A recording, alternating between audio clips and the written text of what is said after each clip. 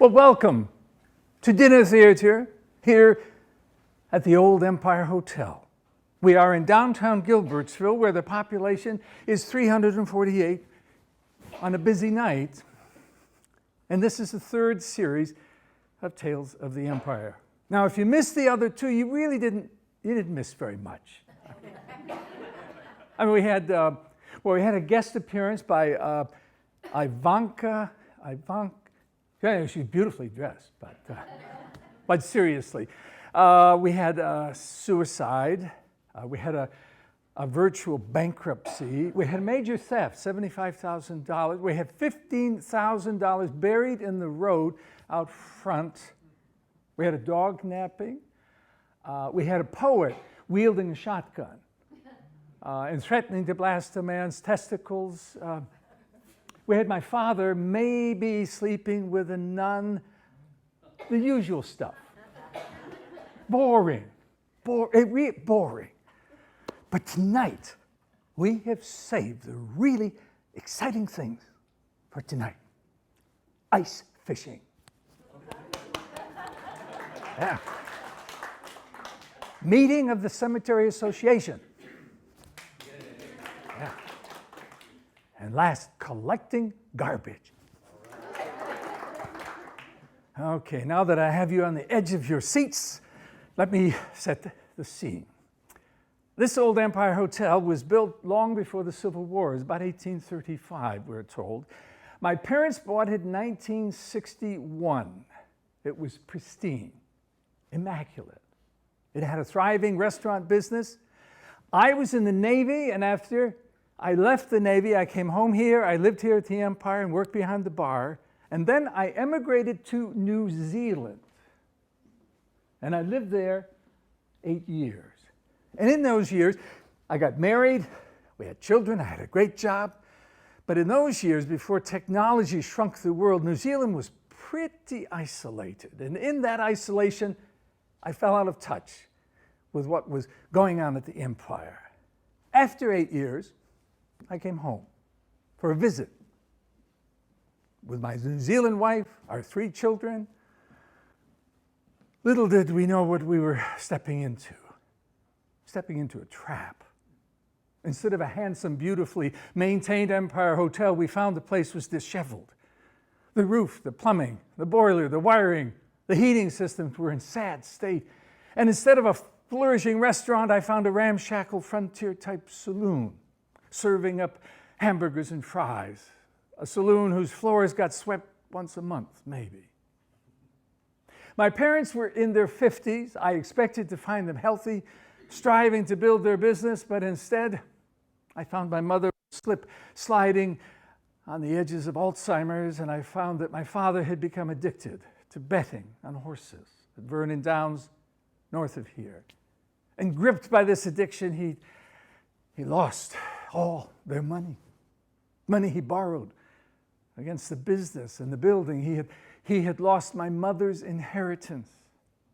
His was a world of few deposits and lots of withdrawals. And then he made the ultimate withdrawal. He withdrew from our lives, from life itself. 10 days before we arrived from New Zealand, he killed himself. Confronted with, overwhelmed by this nightmare my father's making, my wife and I felt we were trapped. We had no choice but to stay to try to protect my mother from in her decline and to try to protect and to guide my younger brother, Terry. He was still in high school. And to try to rescue the family, rescue the business from further humiliation. So we ever so reluctantly decided to stay, to become hotel keepers. The year 1970.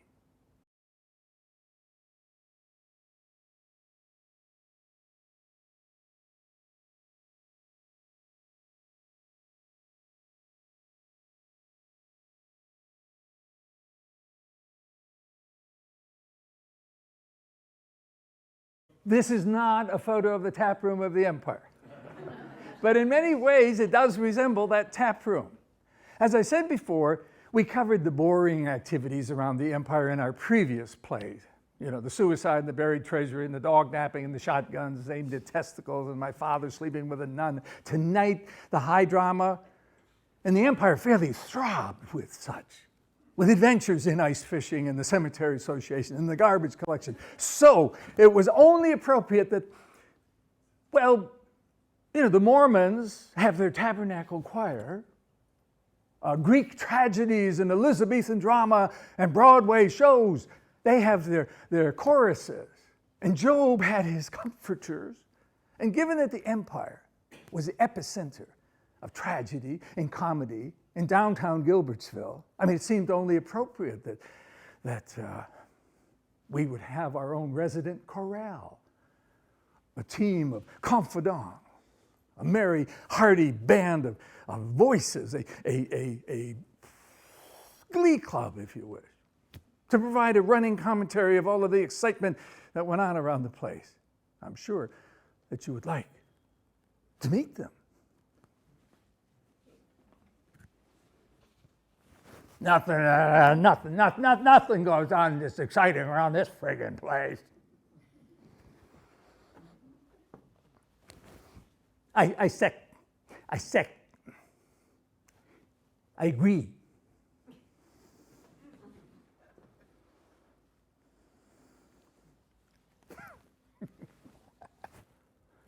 The empire, excitement.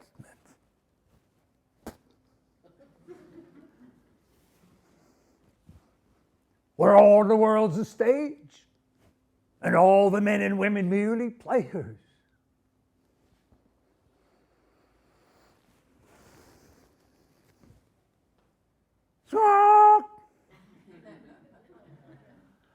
Well, now that you've met them, you probably feel like you know them already. Yes. So let me get on with our stories. And you feel they deserve more of an introduction. Well, I can do that. My name is Ralph. I don't know why they call me the Empire's curmudgeon. I don't know. But excitement, you know, there's no excitement. We don't even get no sunshine. We don't get no sunshine around here.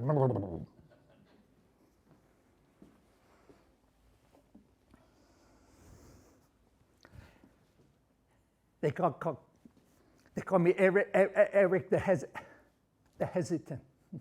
I saw the sun last month.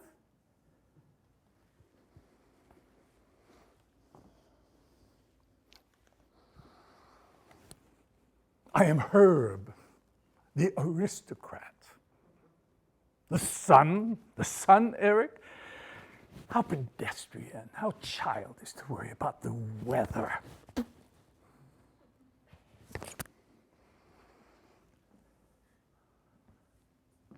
My name is Herky.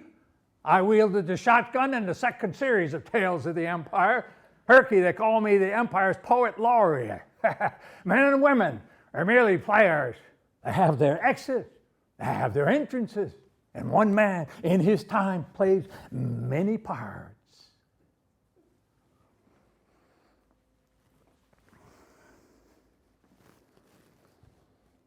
I'm Winnie, our neighborhood rooster, they say. I don't know why. Shakespeare, he was talking about, he's got a future.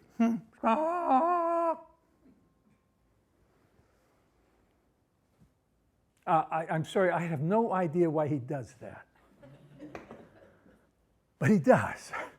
And if it bothers you already, imagine hearing that for 6 hours every evening, as we did.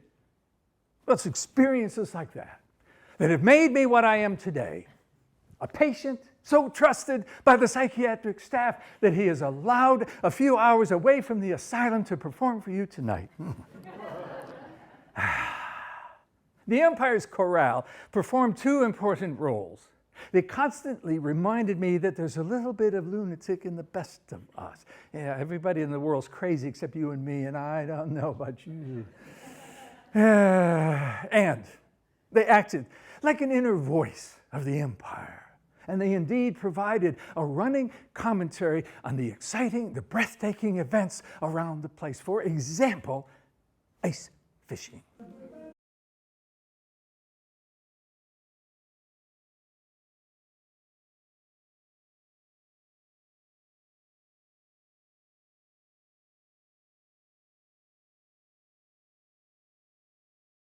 "4 a.m. My God, you best get your backside out of bed and over to my place at 4 a.m.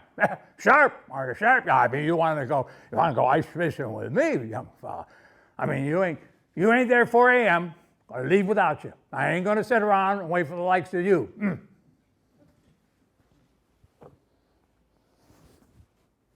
He means it. This went on for a month. I'm sorry, Eric, I was catching. You best bring along some patience, young man. Patience. All right, sometimes 2, 3 hours before we get a bite. Patience.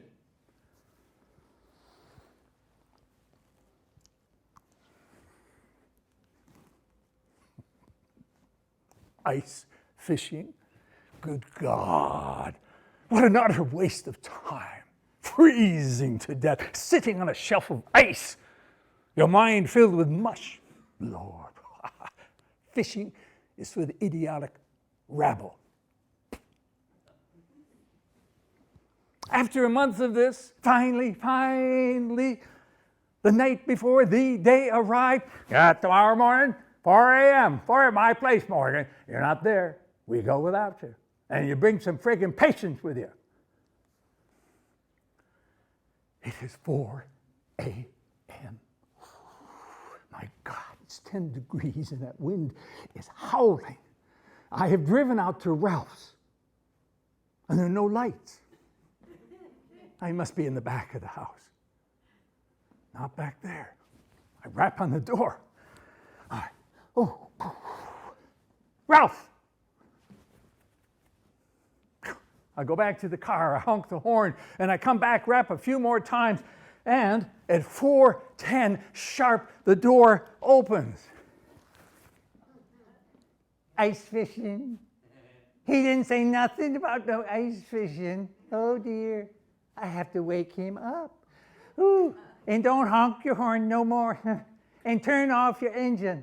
I don't want you to wake the neighbors. It's 4 a.m., you know. Only idiots get up at friggin' 4 a.m. And she closes the door.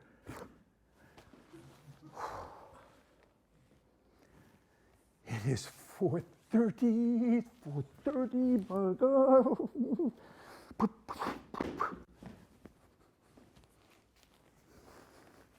Oh, it's you again. Well, he's eating his breakfast now, isn't he?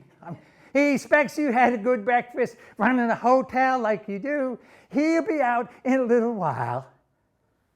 She closes the door again.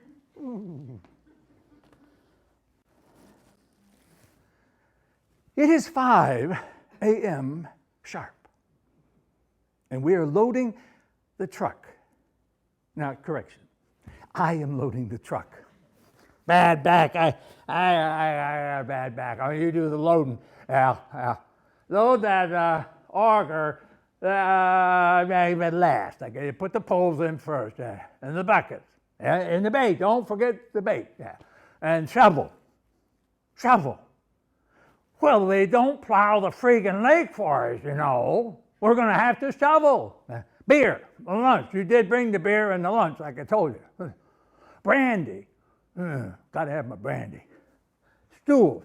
Pack them fold-up stools over there. Yeah. It is 6 a.m. The Shackleton expedition has arrived at the frozen lake 10 miles north of the Arctic Circle. Wow, what you waiting on here? Valet parking, for Christ's sake? Come on, load up all that gear. Yeah, my back won't take it. Yeah, don't forget the beer now. I'll haul the brandy.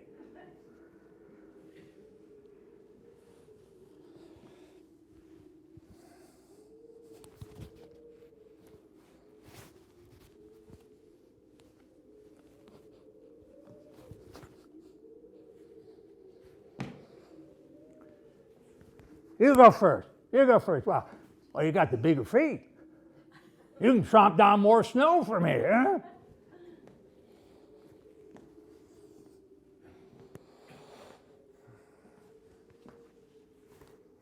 Yeah, this looks pretty good, yeah.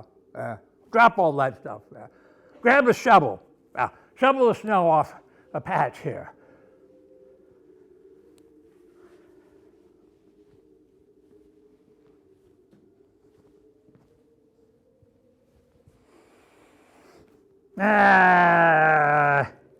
I don't like it here. Let's go on over here. Oh.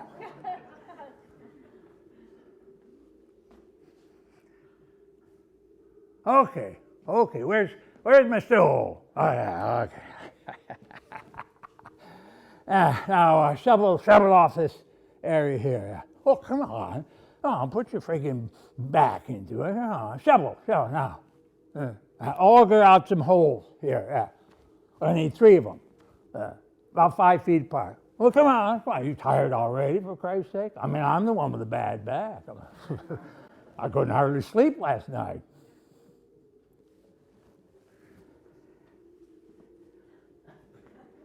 It is 7 a.m.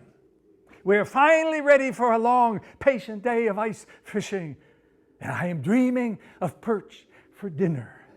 I have, shoveled and augured the holes and scooped out the loose ice and broken open the beer and sampled the brandy, and we have set up the poles and we have baited the hooks, and into the water they go.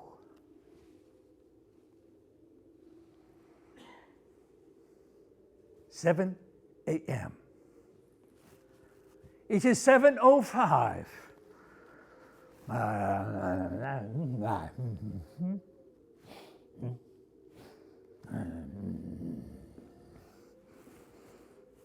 It is 7:13 sharp.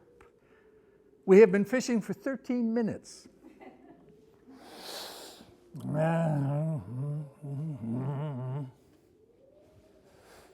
Ain't no friggin' fish here. Come on, let's go home.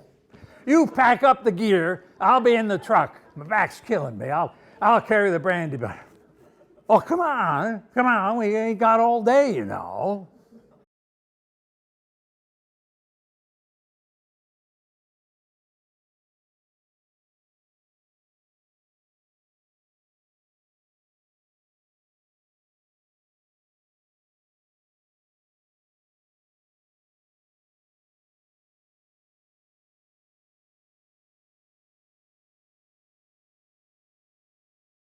It may shock you to know that we had a number of sins perpetrated at the Empire. We did. Among them was betting, gambling on poker games and on pitch games. Yeah, right here, downtown Gilbertsville. Yeah. And we had a very special sort of gambling, only at the Empire, unique to the Empire. We bet on Mr. and Mrs. Van Hagel. The Van Hagels were, well, they were a little eccentric. And their eccentricities encouraged you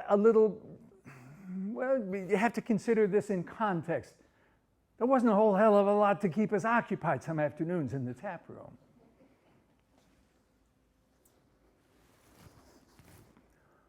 Right on time, Van Hagels. They just rolled into your parking lot, Morgan. God, I sure would like to know what the hell goes on with that pair. Whew. All right, gentlemen, the betting window is open. Place your bets on Mrs. Van Hagel. I'll bet my buck on 3 minutes. 3 minutes. I never win nothing around this damn place. But 3 minutes. Give me about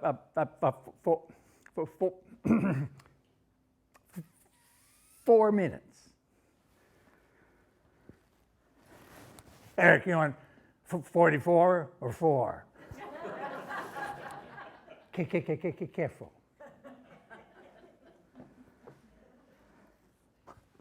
My God. Here we go again. Idiots betting on idiots. This tap room is akin to a psychiatrist's office, betting on the Van Hagels. Oh, so you're not in then, Herb? Oh, no, put me down for 7 minutes. Okay, there, we got 4, we got 3, we got 7. I'll take 5 minutes. The bets are in, gentlemen. No more bets, thank you. And the time is exactly 1:05. Hold on to your seats. We're off.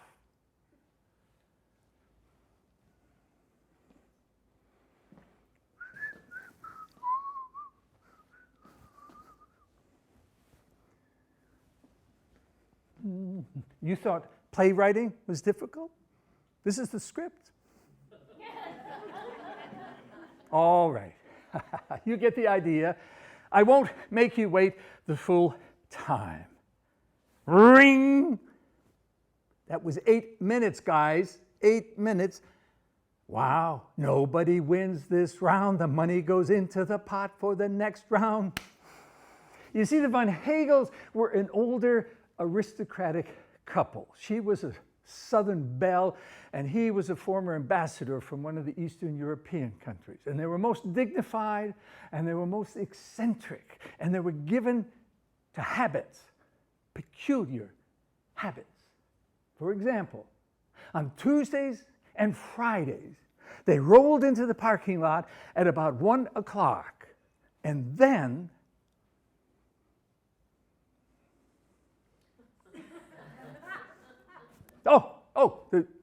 the Van Hagels. Where was I? Where were they? They were in the parking lot. They would arrive at 1 o'clock, and they would sit in their car. They stared straight ahead. They did not seem to talk with each other. In time, and today it was 8 minutes of time, in time, Mrs. Van Hagel exited the car. She tottered across our front porch. She entered our liquor store in front of the building. Ring! And that was my signal. We'll be back in a minute, boys. And I would walk down our long hallway out onto the porch. The state law, which is also peculiar, the state law required that liquor stores' doors must face the street. So neither customers nor proprietors were allowed to enter a liquor store from the building, such as the Empire. No. We're all required to enter only from an outside door that faced the street. So hence the arrangement. So I had to exit the main hotel, I had to walk along the porch, and then re-enter the liquor store. Once I got on the porch, I would always wave to Mr. Van Hagel, who's still sitting in the car. And then I would enter the liquor store. Good morning, good afternoon, Mrs. Van Hagel. How can I help you today?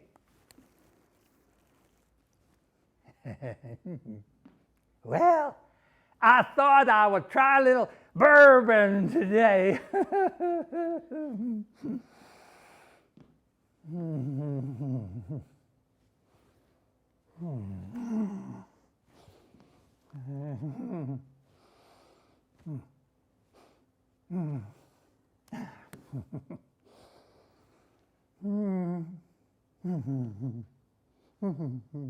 "10 minutes. All she ever bought was bourbon. It was always the same brand. All this thinking, this consideration was whether to buy 1, 2, or maybe 3 bottles.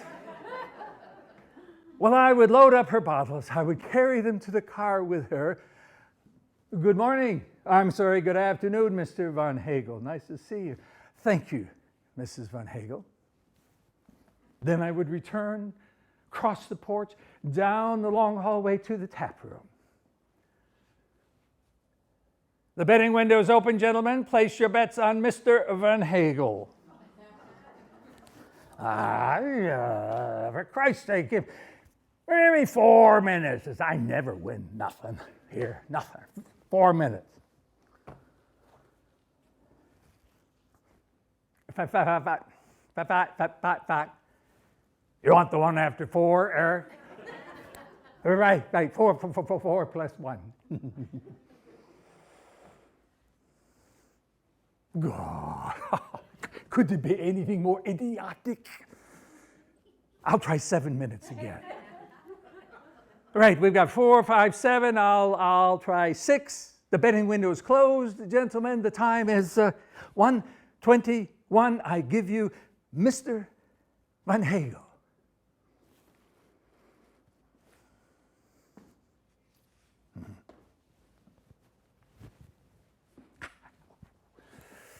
Okay. Ring. 7 minutes. 7 minutes. We have a winner. We have a winner. Yes. Ha!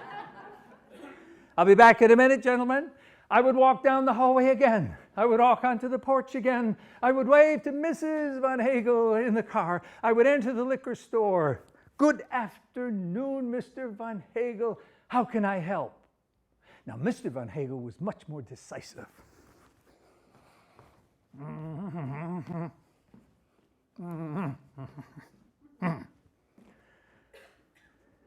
And he insisted on a few things. He had an odd habit. One thing he insisted on doing was his own addition. Let's see, that will be $32.73. Mr. Van Hagel, let's just make it 32 even. No. $32.73. I got the change right here. Yeah, that's 10. Yeah. That's 20. Yeah. That's 10. That's 20. That's 10. Once he finished with the bills, he would tackle the coins. Mr. Van Hagel, let's skip the 73 cents, please. Oh, no, I wouldn't hear of it. I've got the change right here. Yeah, that's 25 and 50. And then 25, 50, and 60. Wait, you young people, you are so impatient. You are like my wife. Hurry. So, there were we, 25. Could have been worse. I think about it, could have been $34.99.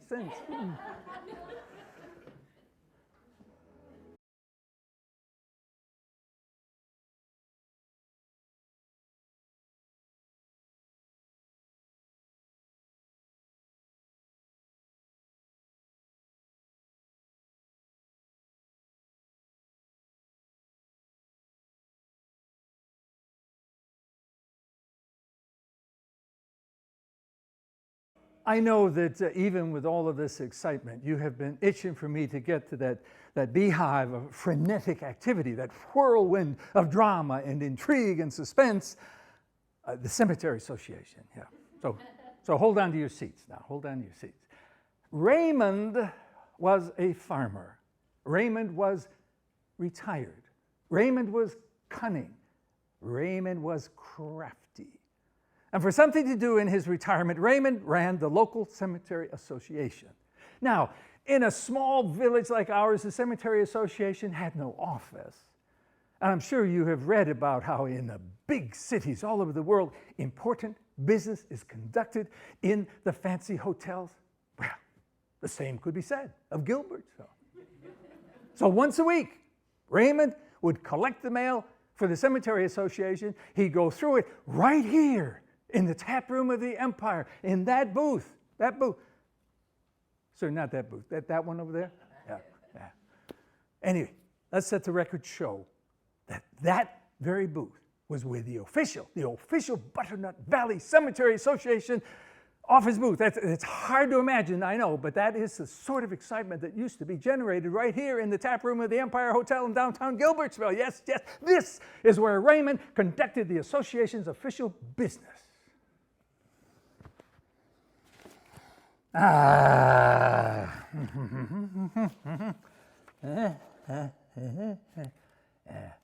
Damn Burial Vault Company. They tried to pull a fast one out of the skin. They did. Increased their delivery charge, by God, and they never said a word about it. Never give us no notice. Where's my letter there? Where's my pen, by God? They think we're a bunch of country bumpkins. Contract is a contract is a contract. They'll burn their fingers when they read this letter. Oh. Let's see. Oh. Jonas. That damn Jonas has put in for his regular 40 hours. He reckoned he worked his 40 hours. Well, I happen to know better. I happen to know that Jonas was up to the Morris Fair on Friday. Yes, sir.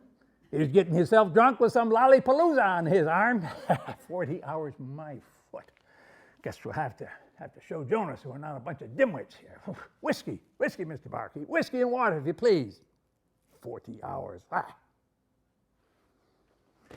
One day, during the official business hour of the Butternut Valley Cemetery Association at the Empire Hotel, Raymond had a visitor in the form of Orrin McTighe. Orrin was also a farmer. Orrin was also retired. Orrin was also cunning. Orrin was also crafty. But Raymond, why don't you listen to reason? This is a #1 topsoil. A #1 topsoil, Raymond. No. No. I'm sure it's good topsoil, Orrin. I'm sure it is. But if I just knowed you too long, Orrin. Cemetery can always use good topsoil. We can, but there's never going to be no money and no budget for no goddamn topsoil from no Orrin McTighe. No, sir. Now go away. I got work to do here.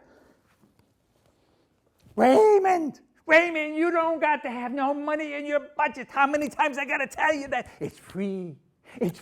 How can you turn down free topsoil, Raymond? This is my gift to the cemetery. Free, is it? Free. Orrin, how many years I knowed you? Huh? How many? I knowed you since we was kids in school. You wouldn't give away a swig of water for free. Oh, you never give nothing free in your lifetime. Orrin, you want to charge for the time of day. Free my foot. No, sir. No topsoil. Now go away with you.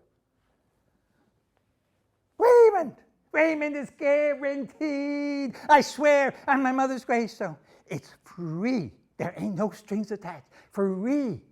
You know, when I sold the farm and I built my house on the flat there, we had to dig the foundation, didn't we? Well, that's beautiful, loamy topsoil, Raymond. There's not a rock nor a stone in it.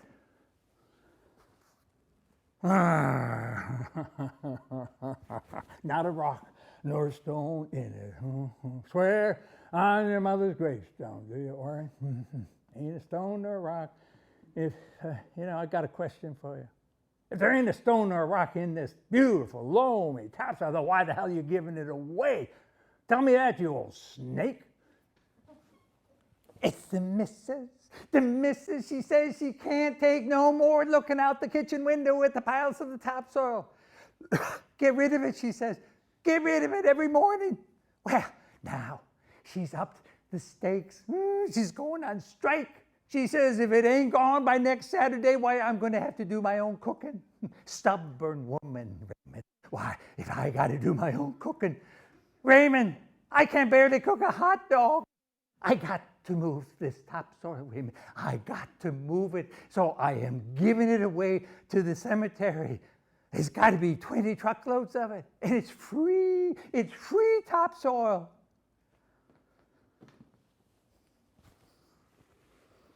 Oh.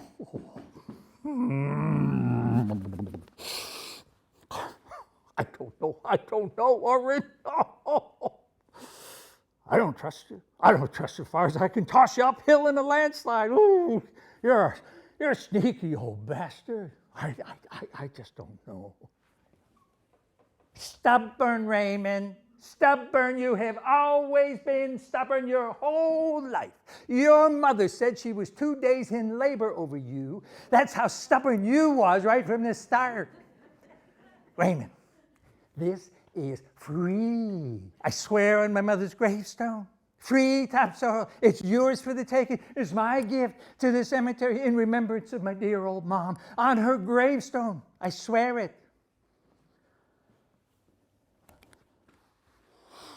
Oh, none of your goddamn tricks now. You hear me? No goddamn tricks. Free topsoil, Raymond. Beautiful topsoil. The committee will think you're a wizard. They will. And I can keep eating decent cooking. Wow. On your, I swear, your mother's gravestone. On my mother's gravestone.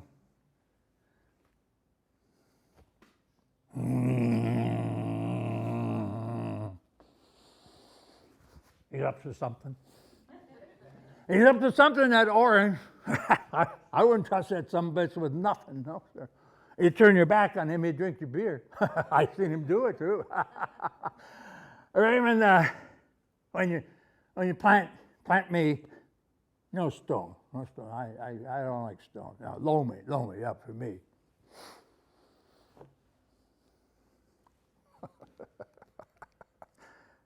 Burials, cemeteries, stones and monuments, and mumbo-jumbo services, pagan rituals. Cremation is really the only way. Oh, well, that's that. That's the mail for today. Everything's all tidied up. It is, yeah. Cemetery Association is 100% up to freaking date. Yep. Time for a little whiskey, Mr. Barkeep, a little whiskey. By the way, fellas, that Orrin McTighe, he delivered that topsoil. He did. 20 loads or so. Well, just like he promised. Who would have thunk it? Who would have thunk it? I mean, it's not a stone. There's not a rock in it. Just like he said. Gift to the cemeteries. Must be he got religion. I don't know. Oh, let me see here. Do we want to join the New England Cemetery Alliance? Only $500 a year? I don't think so. Ain't gonna spend no money on that silly business. Okay, here's a notice from the State Agriculture Department. Blah, diddly blah, diddly blah. If we have any animals grazing on our premises.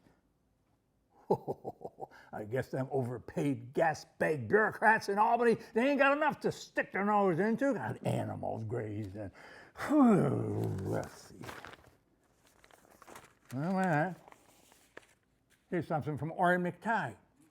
Maybe he's got some more topsoil to give away. So Bill, you heard him. You heard him swearing his mother's gravestone. Wait a minute. Hold your horses there. Topsoil. Topsoil, 20 truckloads, no charge. Well, okay then. Okay. All right, it's the second page.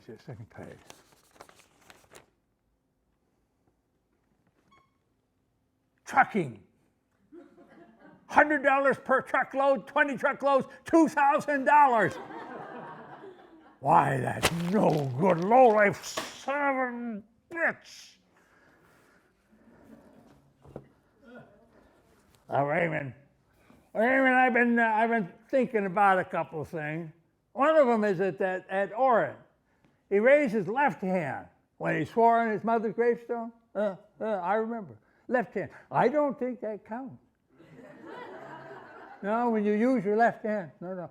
And my wife, she reckons Orrin's mother, she was cremated. She didn't get no gravestone.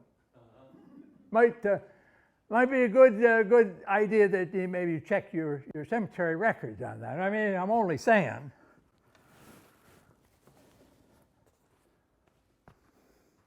I got an even better idea. How about you boys shut up and let me drink my whiskey in peace?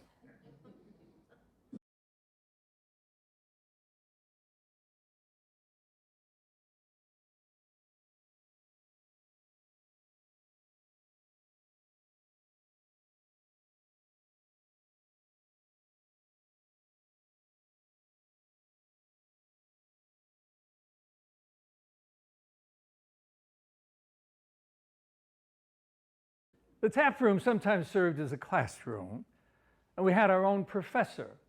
He was a psychology professor from the State University. Professor Keith used to dump himself in that corner booth of an evening. That one. Could you keep up with? I know it's fast moving, but. Anyway, where were we? Yeah, Professor Keith. He was a young academic. He would smoke a little pot in the parking lot, and then he would slip in here and knock back a few beers and offer us a lecture or two, offer us, the great unwashed, as to how the world really worked. Sometimes he'd sit over there and read a book. But anyway, it was mighty generous of him to share his profound knowledge of human behavior. Most of us appreciated being in his impromptu classroom.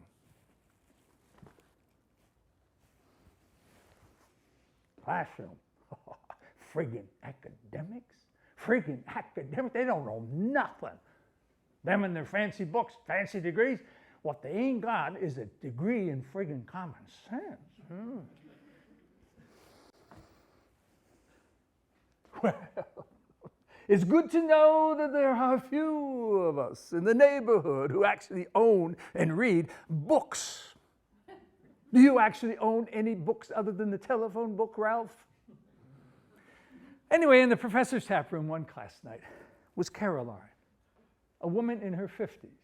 She worked in a factory, and on that occasion, the prof got into the subject of, for those who practice socially unacceptable deviances of a sexual nature. They tend to be exhibitionists, and their psychological needs are distinctly different from most of us. Friggin' perverts, that's what they are. They're friggin' perverts. Well, they'll round them up, pack them together in the same jail cell. Friggin' perverts. The most effective way to alter this behavior is with compassion. Compassion. I know that may come as a surprise to you. It is the opposite of what you might think or feel. We must apply compassion and understanding and thoughtful personality analysis and counseling, tailor-made counseling to the person's particular personality. Counseling is a counseling. Yeah. Compassion. Knuckle sandwich upside the snot locker. That's what they need. At that point, Caroline spoke up. He's right. He's right, you know, Ralph. The prof is right. These men need some counseling. Why, Caroline, thank you. Thank you for your vote of confidence. This is very, very sensitive of you. Well, I just done that. That deviant stuff, yeah, in counseling, yeah, I just took care of it for my daughter. She's got a neighbor who needed a little attention. Indeed. I have most intrigued, Caroline, in intervention. Pray tell. Pray tell. Well, it didn't involve no praying, Prof. Maybe he did some praying afterward, I can't say. But this fella, Chucky, you know, he lives across from my daughter over town. Everybody knows Chucky. Well, he's been flashing her at night. Flashing. Oh, yes. Sexual gratification by performing, yes, by acting out through antisocial, well, it's a form of exhibitionism. How interesting. I don't know if I call it interesting. Whatever you call it, he's been doing it, standing in his garage in the rear where nobody can see him except my daughter. in her apartment. She's got an apartment across the street, and she looks toward his garage. So there he is at night with the lights on. Well, back where nobody can see him but my daughter. And every night he sees her in her kitchen, and he lights up his garage, and he unzips his trousers, and well, you know, he whips out his whatever. Ah, yes. His, shall we say, his reproduction appendage. Well, I'm sure everybody understands what we're talking about. Anyway, most every night he does this. Yeah, he shows himself off, and he does a little do-si-do around the garage. He's like a little boy showing off. Right. Oh, yes. Juvenile behavior. Yes, a sign of regression, of arrested development. Yes. And it's also a hint of ancient, pagan, ritualistic behavior. It's symbolic of several things, really. Well, my daughter's scared to death. She didn't know what to do. So I said I'd come up and I'd do, you know, a little counseling. I see, Caroline. And I take it that you discussed his antisocial behavior with this Chucky gentleman? Well, when I seen him, Prof, in all his glory, I grabbed the meat cleaver. And I marched over to that garage. And I told him, Chucky, you tuck that back in your pants, and you zip yourself up. What would your mother think of you? Mm-hmm. Anyway, the next time you do this in front of my daughter, you're going to have to make a change. Oh, dear, a change, Caroline, a change? Yes. I said, if you do this again, and I drove that meat cleaver 2 inches into his workbench, whack! Chucky, you're going to have to change your name to Stumpy.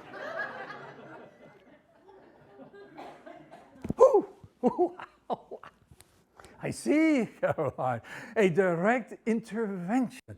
Unorthodox to be sure. And I take it this action of yours had the desired effect. I don't know if he's still strutting about in that garage of his, but he don't have the door open no more.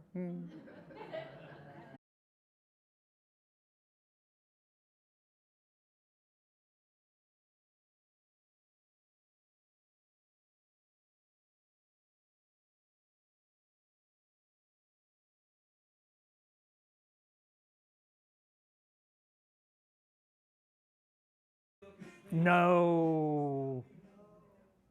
It was the season of no's at the Empire. Before I get to the no's, can we talk about sex? Sex? Mm-hmm. Now, I know. I'm over 60, so I'm not allowed to talk about sex. I understand. But can we at least talk about the sexual revolution? Is that okay? Okay. Everyone who participated in, or witnessed, or was aware of, or benefited from the sexual revolution of the 1960s, please raise your hand. Yeah, I thought so. Yeah. Most all of you in one way or another, yeah. Well, maybe someday you can tell me about it. I missed it. I mean, the whole thing. I missed it. I didn't even have a note from my mother. Nor did I spend those years in a convent. I might as well have. You see, the sexual revolution took place in the 60s. I lived in the 60s in New Zealand. New Zealand culture was 10 or 15 years behind British and American culture. There were no satellite communications. We didn't have American TV in New Zealand. The country was well and truly isolated in those days. I mean, New Zealand was so conservative that it did not even allow Playboy magazine into the country. True. So, I missed the sexual revolution that was taking place in America and Britain. By the time I was headed to America in 1970, the best parts of the revolution were over, fully accepted in America, and they were headed toward New Zealand. The very time that we were headed back to America. So my first experience with the sexual revolution, first experience was at Heathrow Airport in London on our way to the States. I still have a scar on my head. Yeah, Heathrow was where I first saw a woman without a bra.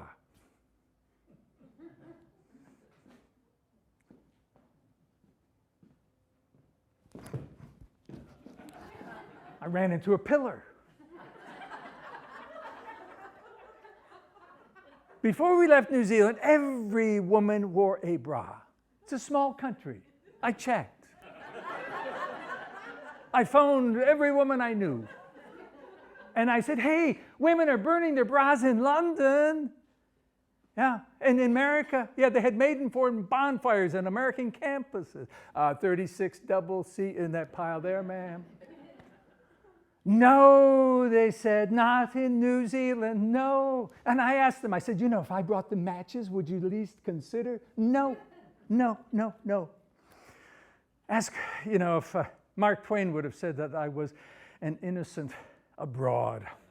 And I arrived back here at the Empire without benefit of the fruits of the revolution. My brother, Terry, helped me.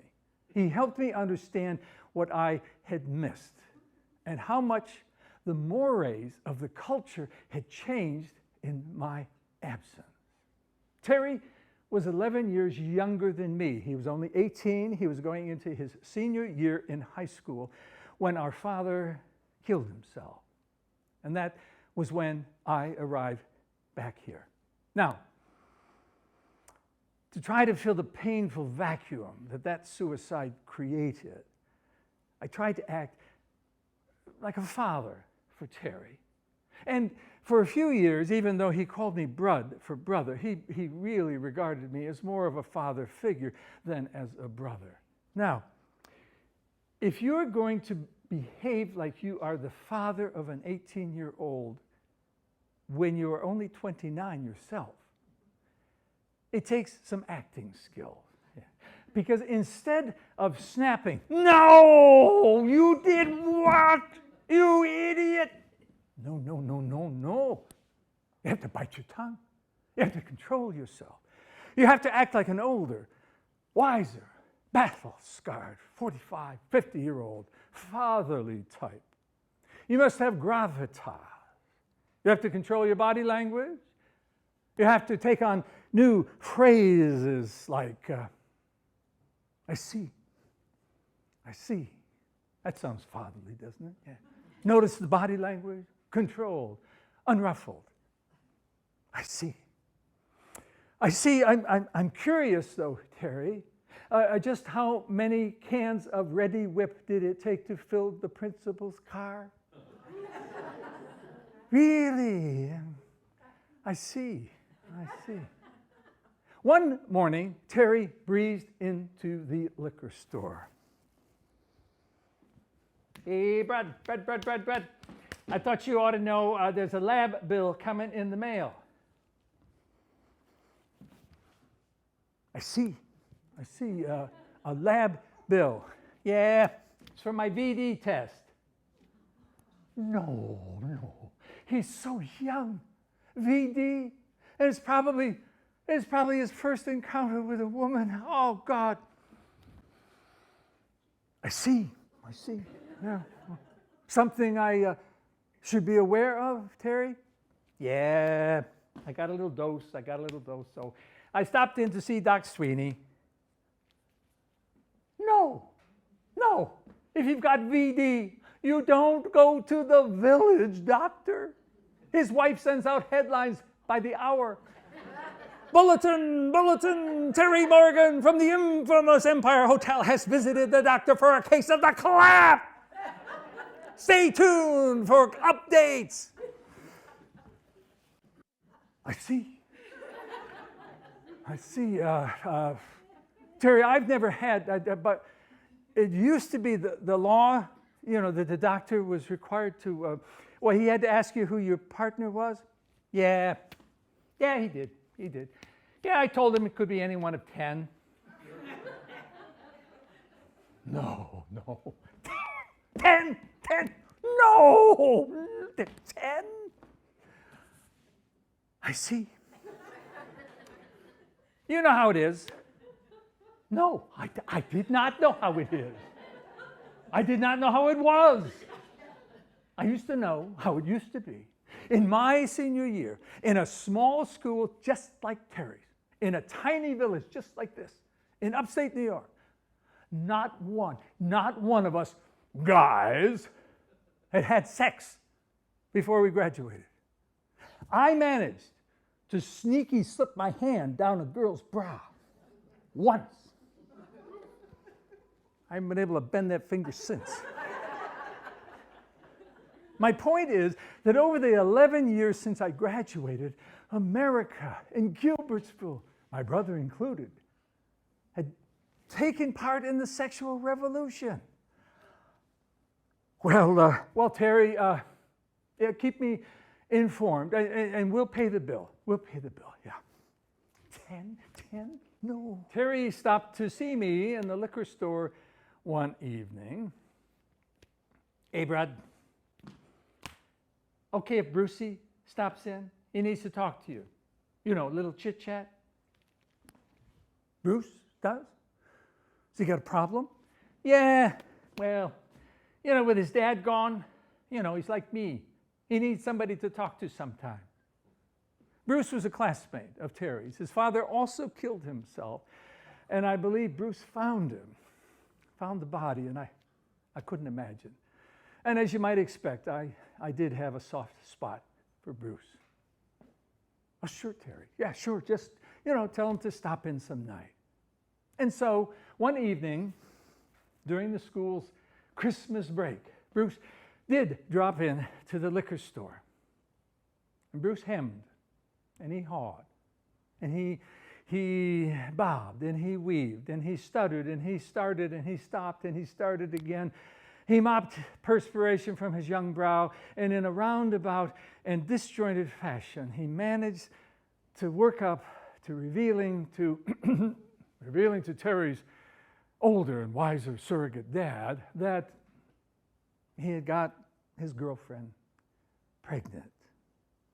No. You idiot! This is gonna kill your sweet mother. How about your college plan? Oh, Brucey, no. I see,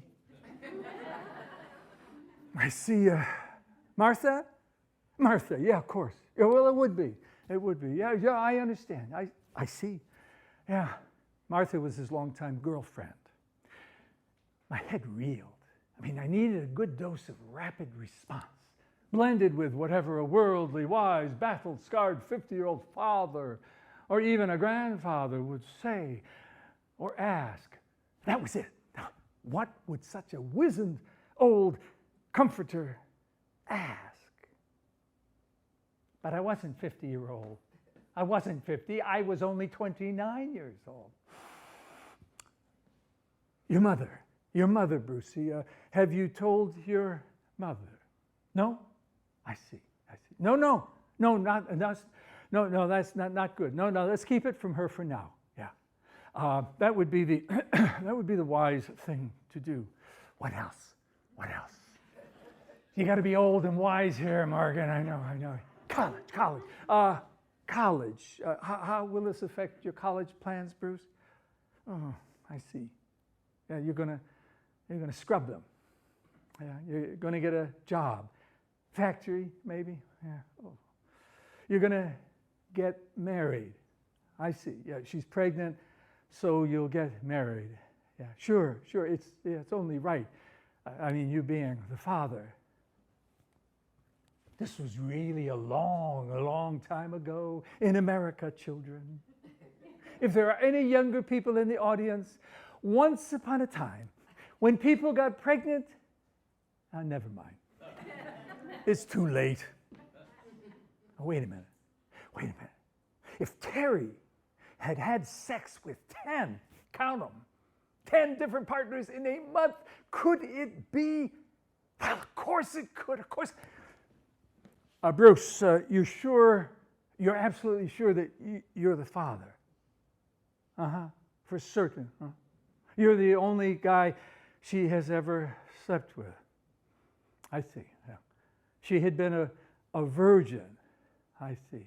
Hey, I was one too. Terry, charter member of the 10 Women a Month Club, he was too. When he was 8 or 9 or something. Well, how about, it's not legal, but there are ways. Never. Yeah, sure, never. No abortion. Yeah. Well, I understand. I see. After a grueling hour of gentle, calm, wise, considered counseling, reassurance, encouragement, I wrapped a fatherly arm around him and I sent him into the night. I know you're worried, Bruce. I understand. It's natural to worry. But things like this have a way of working themselves out. They do. I think this will too. Yeah, it will. Now, keep me up to date. Yeah, come see me anytime. Yeah. Good night. Good night, Bruce. Good night. You friggin' idiot! What is it with these kids? I'm too young for this. I am too young to be a father to teenage Casanovas. Oh. I am again in the liquor store, and we are a few days closer to Christmas. Hey, Mr. Morgan, how you doing? It's Chaz. You got a minute? Terry told me that maybe I could hit you up for some advice. Oh, thank you, Terry. Thank you for making me the King Solomon of the village. Actually, I didn't mind. Charlie was also a senior with Bruce and Terry, and he had also lost his father in a sense. His father had suffered a mental breakdown and was just barely holding on to things.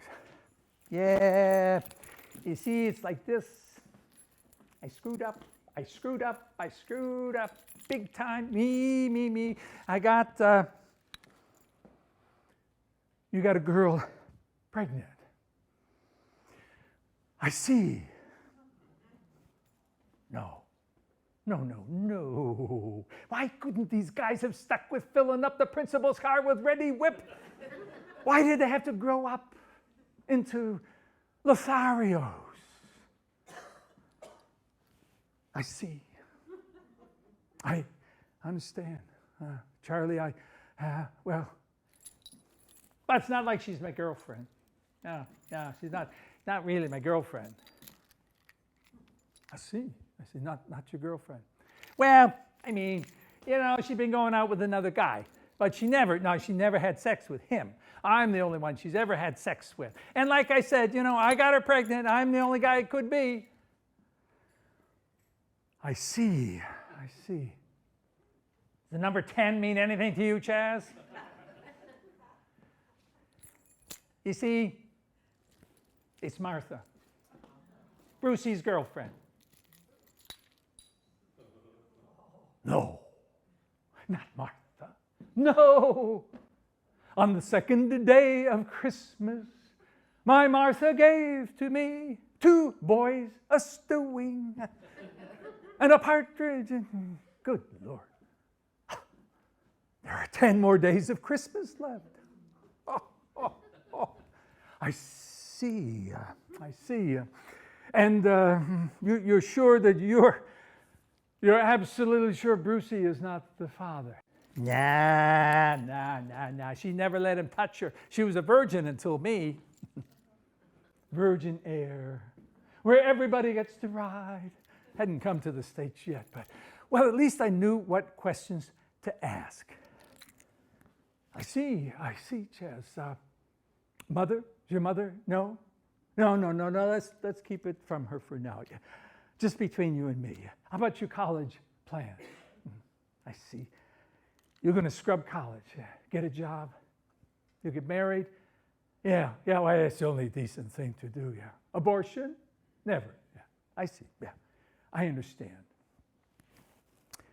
After an hour of gentle, wise, considered counseling, reassurance, encouragement. I wrapped a friendly arm around his shoulder and sent him into the night. I know you're worried, Chaz. I know.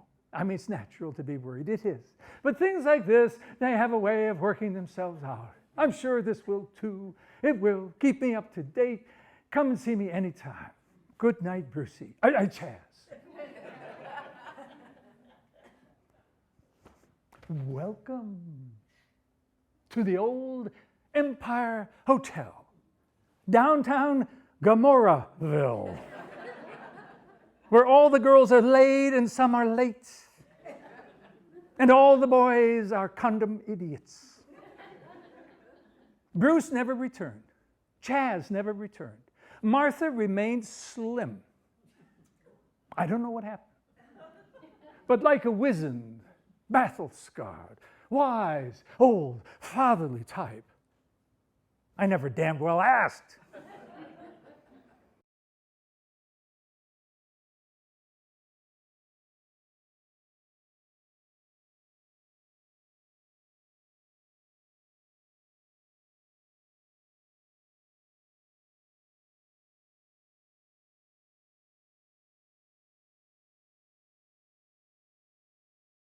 No. Terry, you can't do that to him. No, I'm sorry. A state tax auditor arrived. I say boo, hiss boo for him, tax auditor. He arrived on our doorstep unannounced to inspect our books, such as they were. And, these are things they don't teach at the University of Small Business. So, I was a little bit worried about that. So I called our accountant. Oh, Nagler! He is one mean, proper bastard. Nothing I can do about him. He's nasty. He's persistent. He'll camp out there for 2 days. He'll go over every piece of paper you got, even the toilet paper. Nagler, I am sorry to hear it. I phoned our lawyer. Nagler, that son of a bitch. Talk about a guy who abuses power. He can be horrible. You never get rid of him. He's evil. I phoned another tavern owner. Nagler, don't you even tell him you know me. A freaking guy parked his backside here for 4 days. He is a nitpicking bastard. That's what he is. I talked with Terry. No problem, Brad, no problem. He used to give Dad a hard time, old Nagler. Yeah, I'll tell you what we're going to do. How cold is it outside? 0, isn't it? Perfect. No problem. No, I couldn't let him. No. Don't sweat it, Brad. No, Terry, no. Well, we parked Mr. Nagler in a small room. And Terry took his coat to hang elsewhere. Then he slipped down to the basement and he turned off the heat in that room.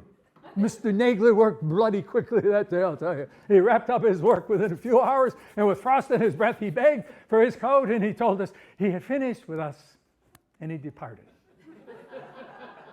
He returned, the bastard, on a very hot day in July. No problem, Terry said. He turned the heat on. Nagler lasted about an hour in the Empire's sauna. And he went on his merry way. Terry,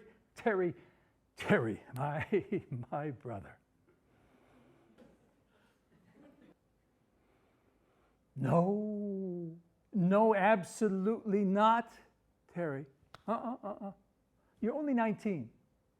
You cannot be managing the Empire Hotel. It's not even legal. But I mean, you got your life ahead of you. We're trapped. We're here. But you can go on to school. You can escape. Yeah, I'm trapped here for now. No, you cannot be running a saloon, out of the question. But run the Empire Hotel he did. My wife and I moved a few miles away. And for a few years, I did the buying and the books and some bartending. But Brother Terry, when he was only 19 years old, 2 years younger than the law allowed, Terry took over the managing of the Empire Hotel. And once he got the hang of it, he made an excellent job of it. No, Terry, no. You want to buy Albert's truck to start a painting business? A painting business. How the hell can you run the Empire and have a painting business? Oh, sure, yeah, you can hire somebody. I know it's slow during the week. I know. But Terry, this is not a good idea.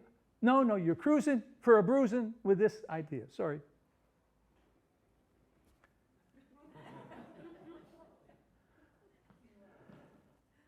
No.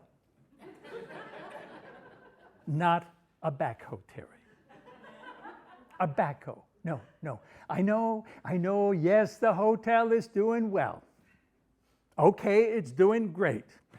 I know. You've grown the business. Okay, you've doubled the business. And the painting business, hey, I admit I was wrong about the painting business. I know.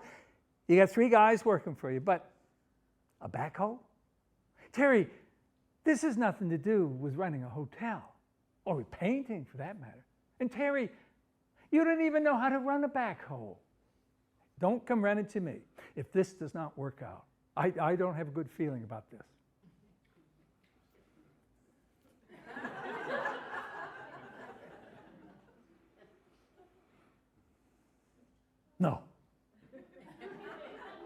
No. A backhoe was one thing, Terry, but now a bulldozer? Come on. A bulldozer. Hey, okay, I was wrong about the painting. I was wrong about the backhoe. But a bulldozer? I know.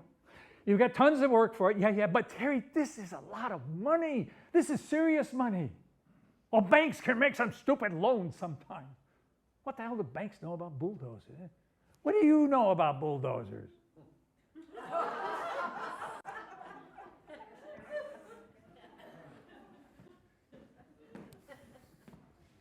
No! Just because Gordy wants to sell his septic truck into business does not mean that you have to buy it. Oh, I'm sure this is an opportunity. But Terry, what about the hotel? You're supposed to be running a hotel. Right, I was wrong.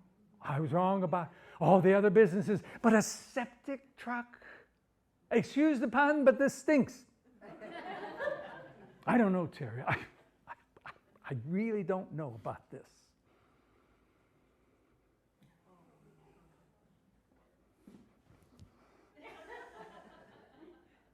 How many acres? No. Terry, that's a lot of money for an ugly piece of land. Well, so it's got a gravel bank. Oh, big deal. It's dirt. Well, I suppose you can make a few bucks with gravel, but this does not seem like a good use for your capital. I mean, the bank will lend on it. What do banks know about dirt? Okay, gravel. I don't know, Terry. I don't know.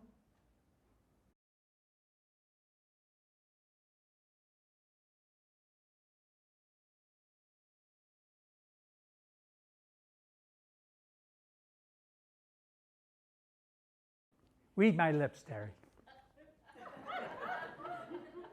You've got what now? You got 2 backhoes, no waiting. 2 bulldozers, 2 dump trucks, a septic truck, a painting truck, and now you've just got to have an excavator. What the hell does an excavator do anyway?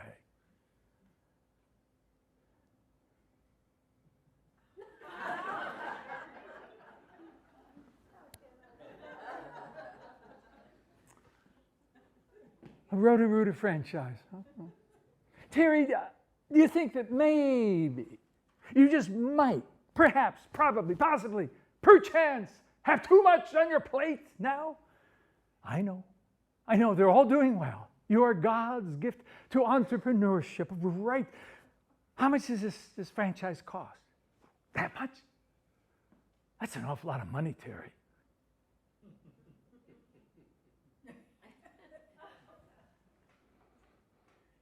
A trophy business. Huh? You're kidding me, aren't you? You're kidding. You mean trophies for the bowling leagues and the basketball tournaments, that sort of thing? You'd have to carry a big inventory. Yeah. A lot of money invested in the inventory, right? Where are you going to find the time? Hey, I don't want to be a wet blanket, Terry, but if you ask me,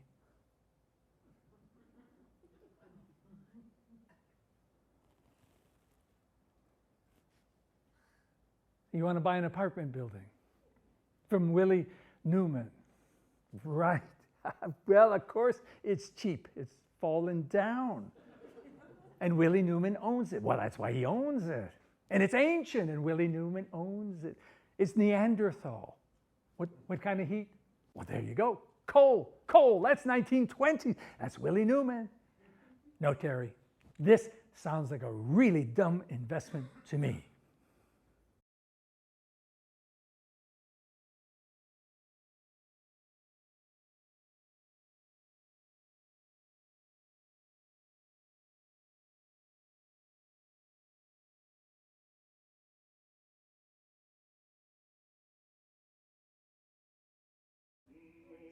While Terry floundered with one successful venture after another, his big brother, his all-wise father figure, sunk all his money into a farming venture, which flopped.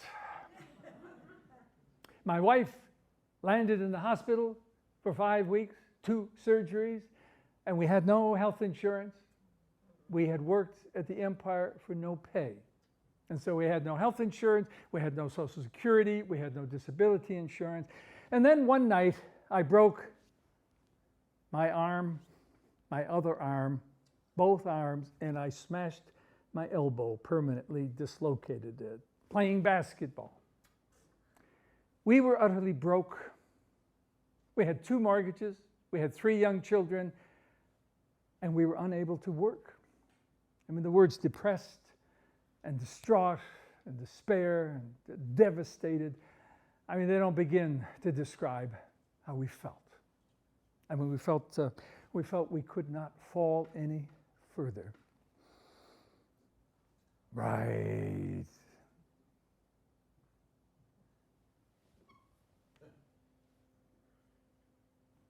A garbage truck.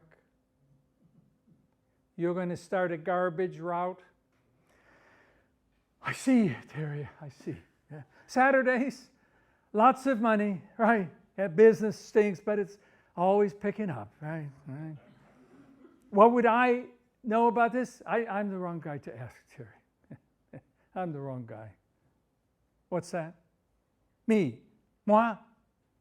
You expect me to collect garbage with you?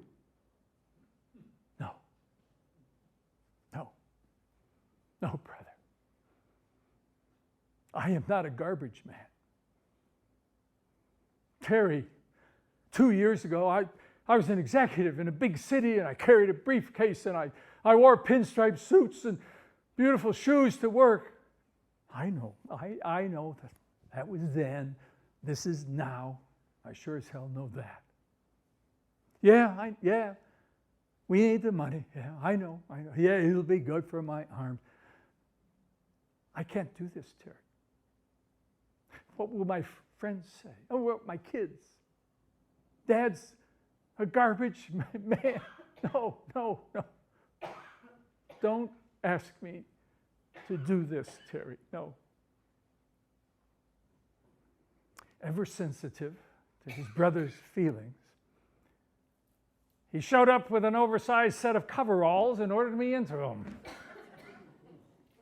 And he taught me to be a garbage man, a good garbage man. He taught me to swallow my pride. He taught me that all work is honorable. And he reminded me that there is dignity in labor. And he taught me how wonderful the love from your brother can be. Oh, no, Terry, no. I can't take all the money. You're paying for the truck. You're working alongside me. I don't even deserve a third of it. Here's how it is, Brad. You're going to take every penny. Your kids deserve it. They need it. Your wife needs it. You need it. You two rescued us. You saved the empire after the old man shafted us. And you didn't take any pay. And now you're in trouble because of that. It's about time I paid you back some. Besides, I can't ever repay you for all the great business advice you've been giving me. Terry, my brother. Nope. No life insurance, Terry. None. It would have solved a lot of problems if the old man had had life insurance. I know. He told you he had some. He told Uncle Joe he had life insurance. He told the customers he had life insurance. Well, he lied. Surprise. I've gone through every record, every check stub. I've called every insurance agent within 40 miles. The old man had no life insurance. None. He lied. Nah, he didn't lie. But he did, Terry. He lied through his friggin' teeth. Nope. Now, he had life insurance. He had lots of it. You know something I don't know? Yeah. He had you. He had me. He had his boys. You and me. We were his life insurance. He knew he could count on us to save this hotel, to look after Mom, to pay his bills. He knew we would come through. And we did. He had life insurance.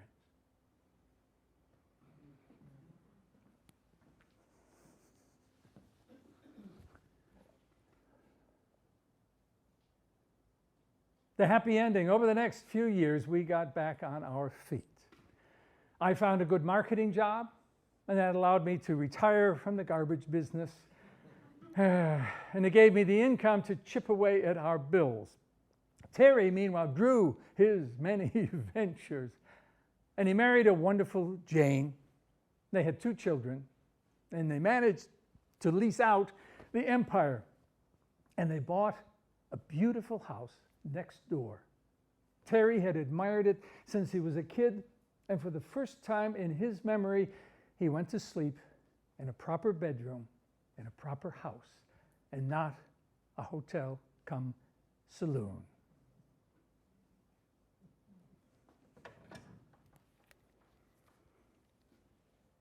No, I don't believe it. This is really Terry, my long-lost brother? I think I remember his voice. He's been so busy making money with all of his businesses, he doesn't have time for his brother. Yeah, I'm sorry. I've been out of touch, Brad. I've been up to the hospital a lot lately. It's like this, Brad. I got cancer.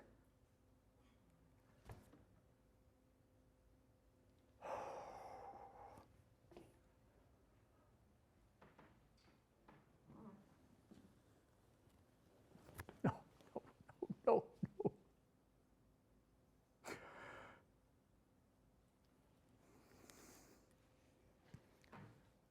I see.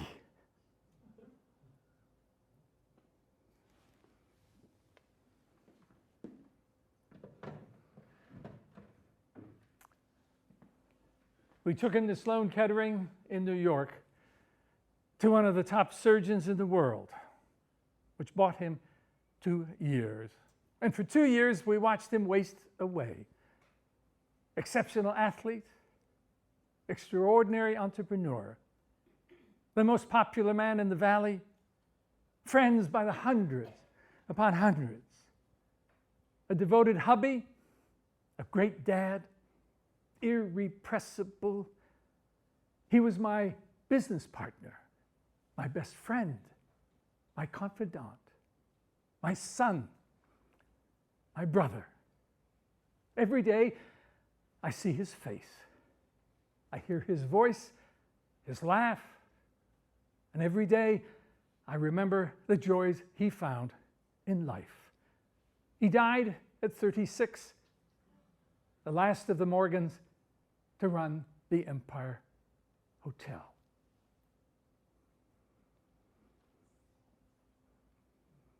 His daughter was 8 when her father died, and she's in her late 30s now, and she often asked if I would write something in tribute to her father, for her memories are so few. And it's been painful to write, very painful to perform. And it falls short as a tribute, but she was right to ask me to write it. And so I dedicate this play to her, Allison Morgan, in memory of her dad.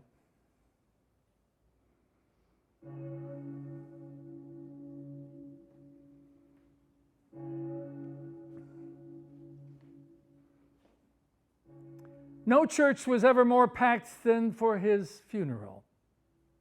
The final words of my eulogy at the church appear on his gravestone. However, the last word, the final eulogy from the Empire's taproom corral.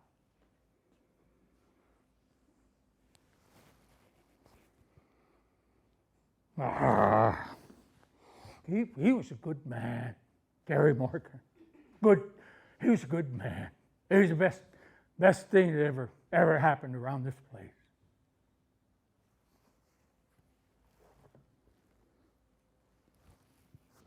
I second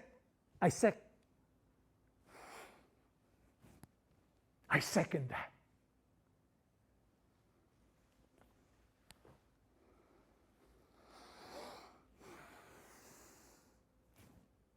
Superior, an exceptional young man.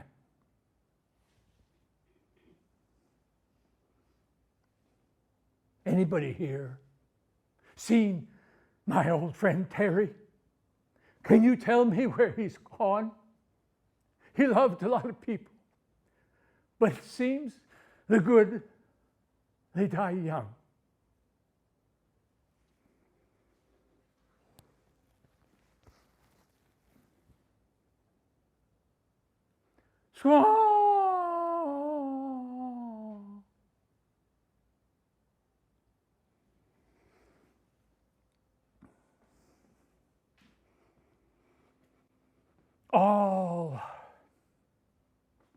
All the choirs in all the world, all the eulogies unfurled, all the praise and all the woe, all the prayers, all prayers no, all the tears from kin and friend, all failed to bring him back again. The time has come to say goodnight to this old tap room in this old Empire Hotel here in downtown Gilbertsville, where the population is 348 on a busy night. And the time has come to say goodnight to you.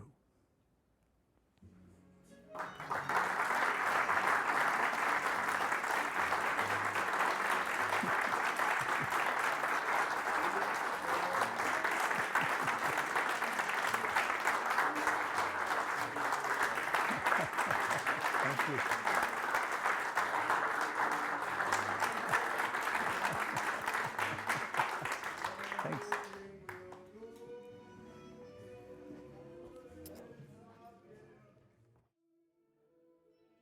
Gilbertsville,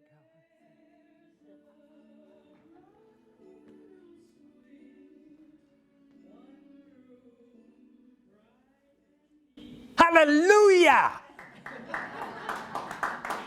Tonight, my brothers and sisters, we are going to talk about things religious. Hell, saints, sin. I said sin. May I have an amen? Amen. Thank you, brothers and sisters. Thank you. Hallelujah, we are gathered here in the sacristy of this old hotel. home to saints and debauched sinners, a haven for some, a heaven for others, a sanctuary for sins, for heavenly wines, the divine burgers, French fries from the gods.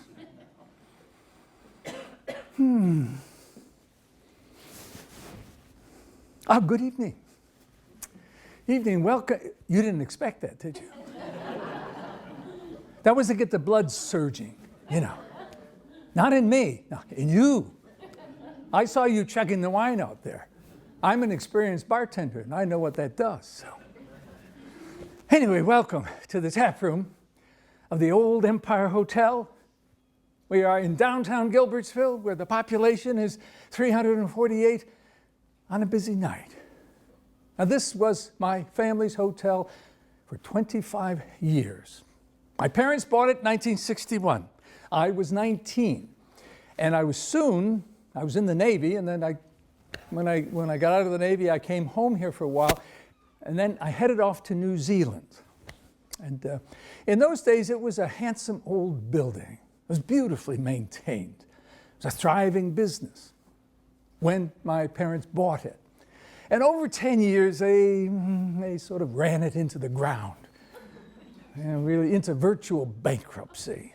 And worse than that, my father, well, he gambled away all of the family's money.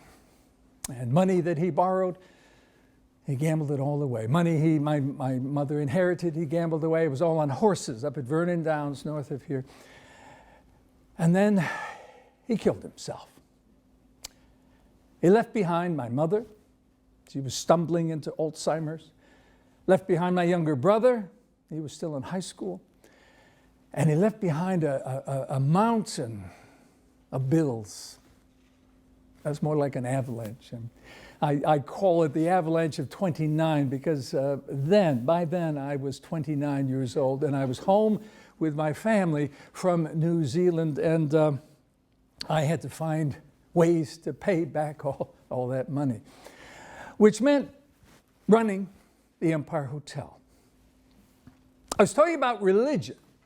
Well, the Empire did have many religious connections. Remember the old joke, it's okay to date a nun as long as you don't get into the habit?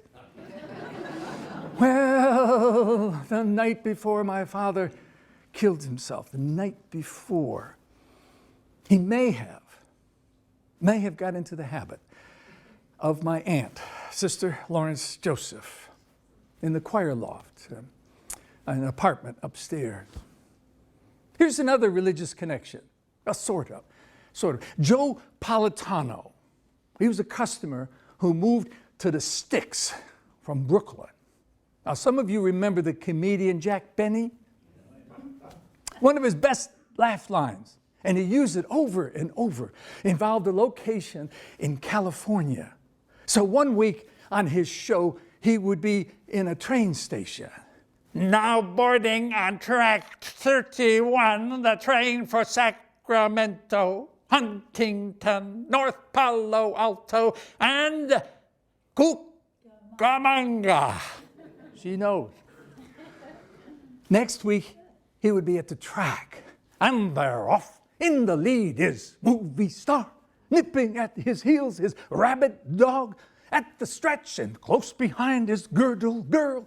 On the rails is choo-choo, followed by Cucamonga. And Benny would say, for crying out loud. Anyway, back to Joe Politano at the Empire.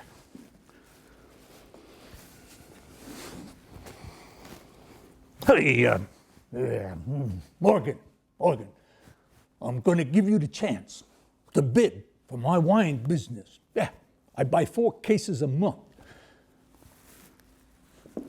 Well, Joe, there's no bidding. New York State sets the prices. It's illegal, absolutely, to sell any wine for less than what the state says. Yeah, don't give me that stuff, yeah. It's the truth, Joe. It's the law.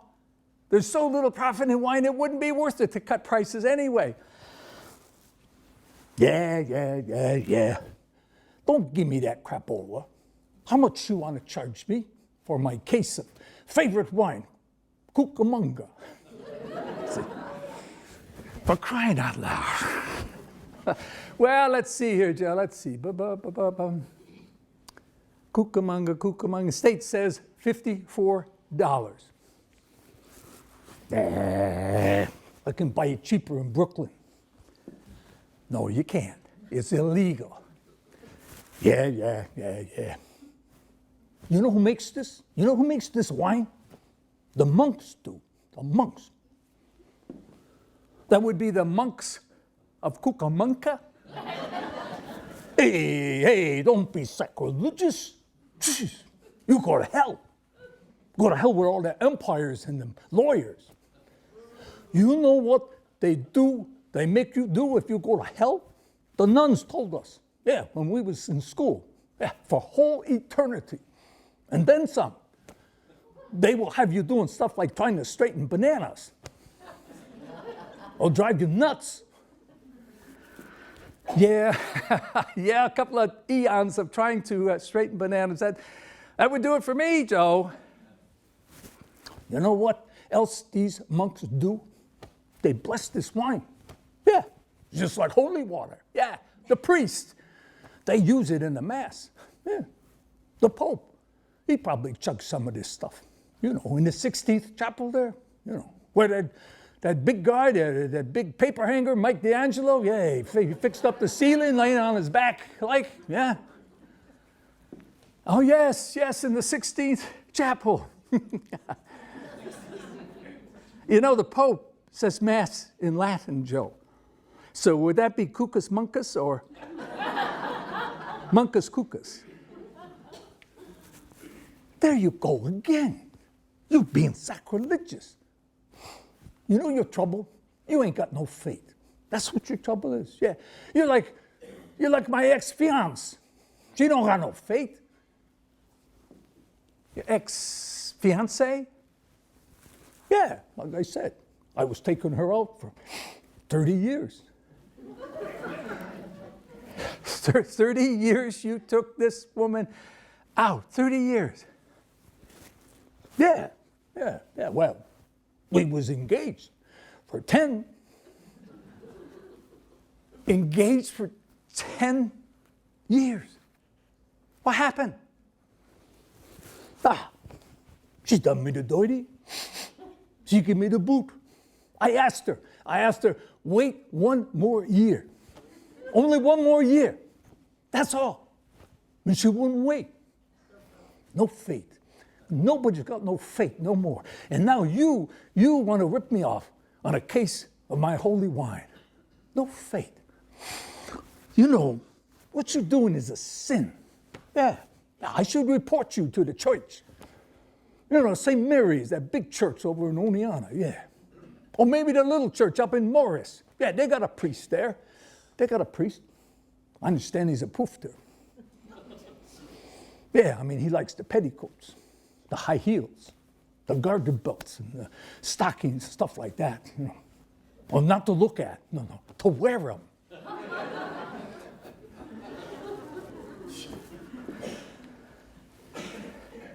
Faith. Now, another customer, Herb, he had faith. Herb had faith that there was no God. And you may remember him from a previous series of Tales of the Empire.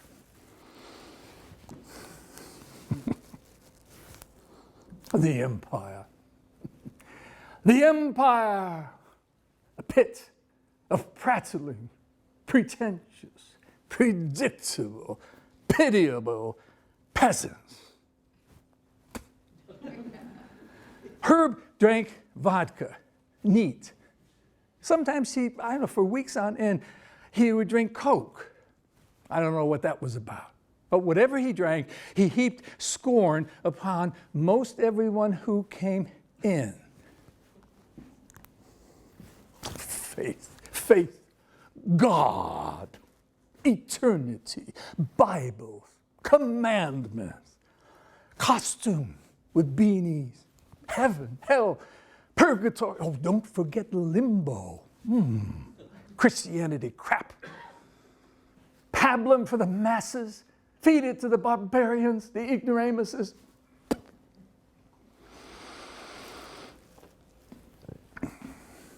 And you may remember Eric the Hesitant.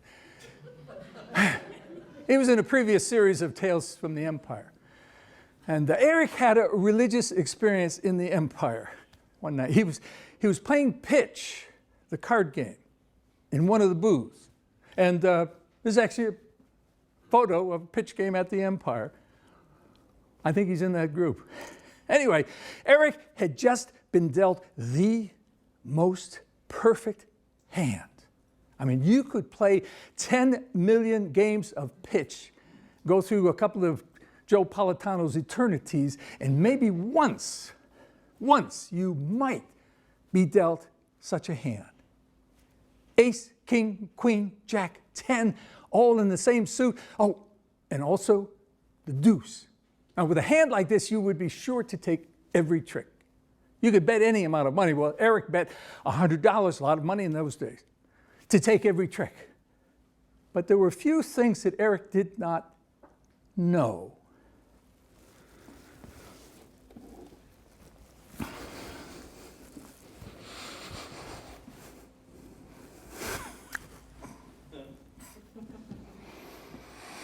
Thank you, God. Ace. Lord, Lord, Lord. King.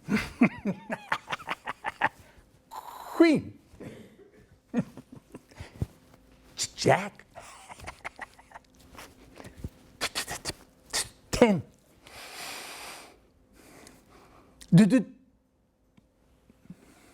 What Eric did not know was that his pals had rigged the deck to give Eric his 6 trump cards and to give one of the other players another 6 trump cards, including a 3 which would capture Eric's deuce.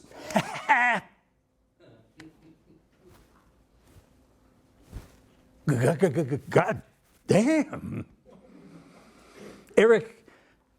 Eric got really drunk that night.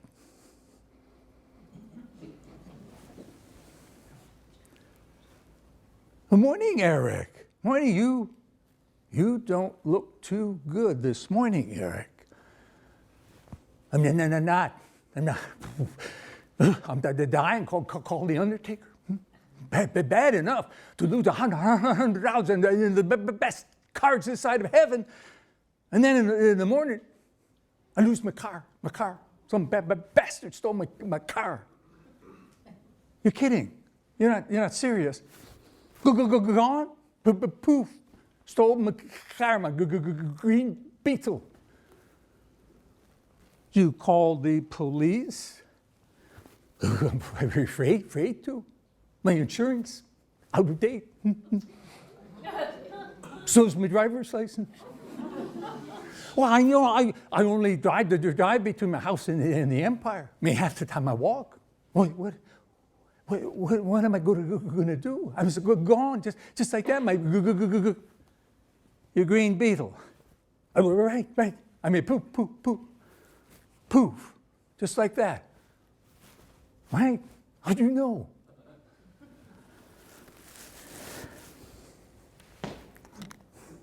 Eric, what on earth did you expect? You leave the keys in the ignition. You park it outside a saloon. Hello, is anybody home? Why not leave a sign in the window? Steal me.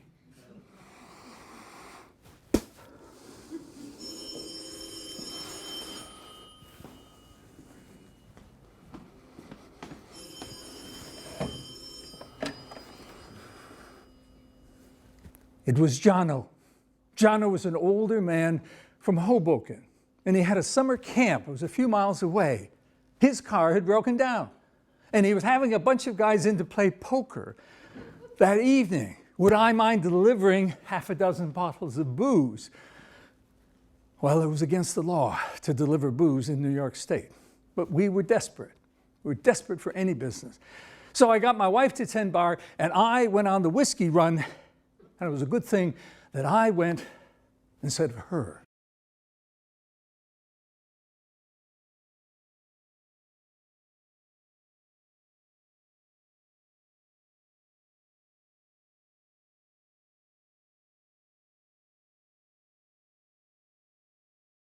Jano's house was disgusting. Stinking garbage everywhere. And Jano was drunk. He was on the floor. He was propped up against the couch. He reeled. He reeked. He rambled. He retched. He passed out. He snapped back. He told me he wanted to kill himself. He waved a pistol. Whew. I got a number from him, and I called his wife in Hoboken. I hope he does kill himself. That son of a bitch. He gets on one of his jags and he's drunk for weeks. Dig a pit. Dig a big pit in the backyard and bury that bastard. I don't care if he's dead or alive. Put plenty of dirt on him, too.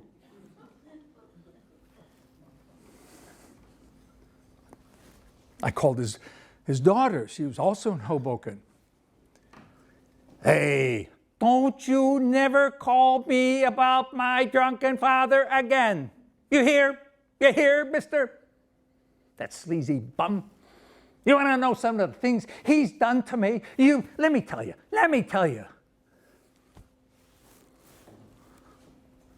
But he was going to kill himself.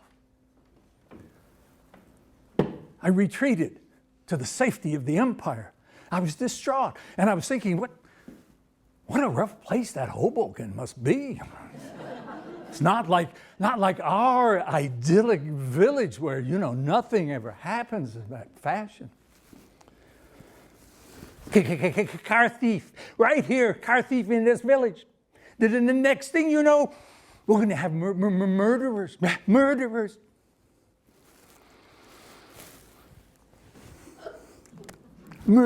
is it, Eric? Murderers. Eric, if we developed pills that would instantly endow people with intelligence, some people would have to be force-fed.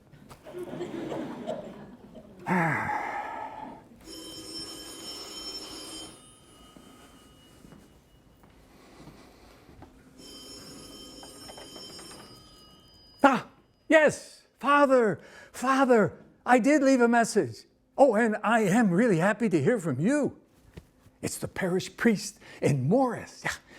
Yes, well, it's about a man who's calling for a priest. Yeah, he's desperate. He wants to kill himself.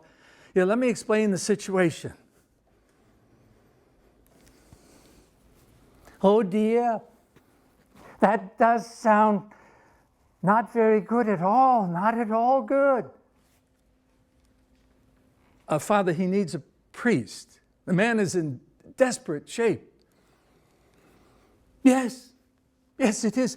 Well, it's a pity what the booze will do to some people. Father, he could do with a priest. Yes, it's a shame. It's really a shame. He has a gun. Oh, that makes it complicated for you, I'm sure. His wife, his daughter, they don't seem to care. Yes, that's often the case. That often happens. Father, he wants to say his confession, to a priest. Confession. Yes, tell him Saturdays from 5 to 7. Yeah, just before the Mass. I called St. Mary's in Oneonta. I talked with the secretary.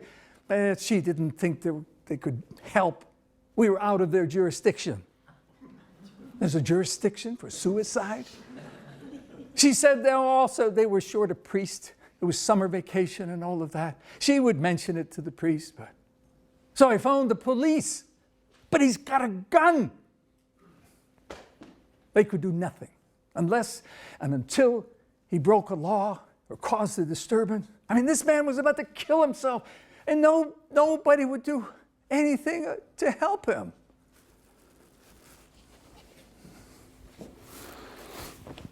Hey, Morgie, you know who would do something for this sap? The monks. The monks.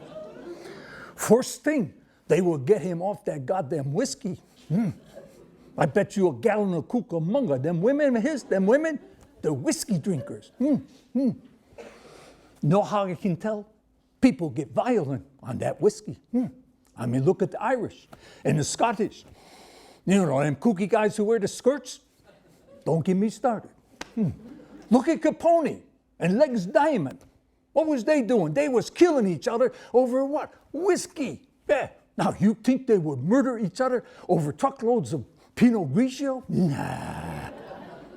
The monks, yeah, they would get this doofus onto the wine. You get mellow on wine. Yeah, I mean, you ever heard of monks duking it out in a saloon? Nah, they don't do that. They get mellow. I mean, look at me. I never got violent. When that stupid fiance gave me the boot, all I did was ask her to wait one more year. Ah, yes, the monks, of course. They would stock him up on their latest vintage, no doubt. You know, there are Christians in church. They're knee-deep in prayer. But out there in the sordid world, not so many. A few good Samaritans, but not many. Prayer.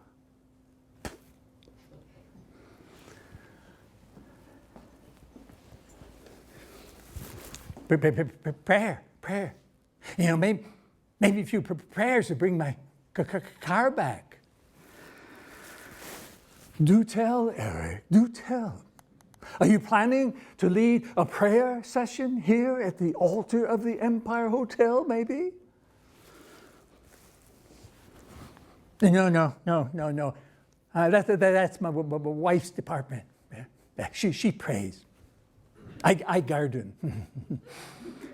I got a rototiller. She's got one of them rosemary thingamabobs. Rosemary. The herb, rosemary? The rosary. Pacifier for peasants. Magic beads. Very, very modern, Eric. Right out of the 2nd century.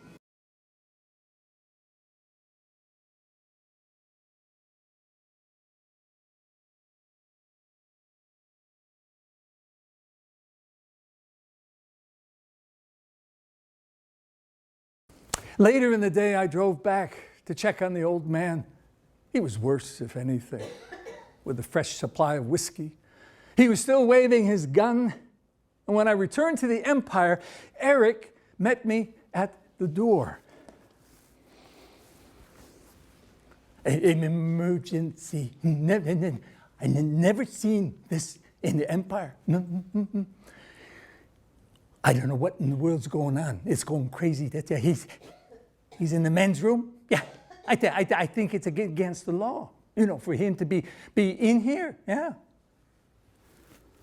From the men's room emerged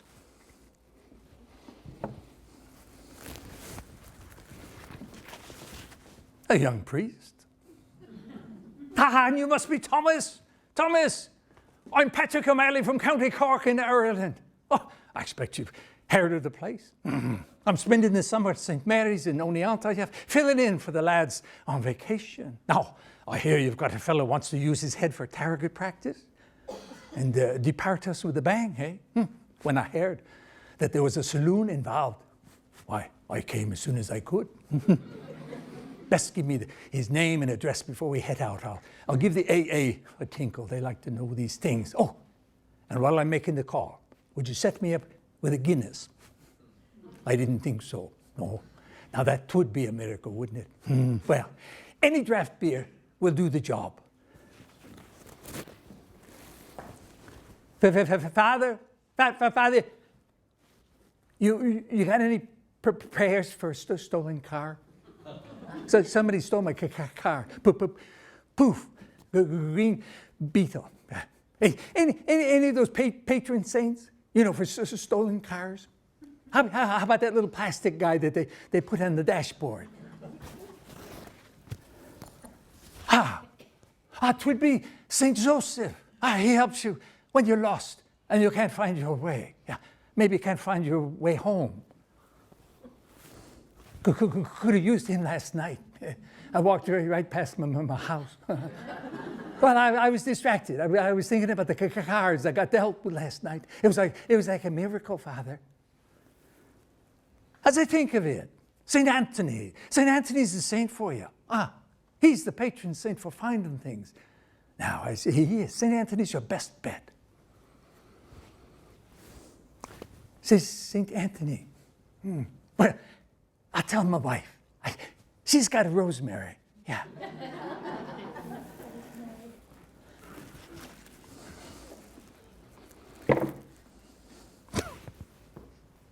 Patron saints, guardian angels, rosaries, prayers, palliatives for pitiful peasants. May I have another Coke, please? Oh, and do you happen to have any ice cubes made from holy water?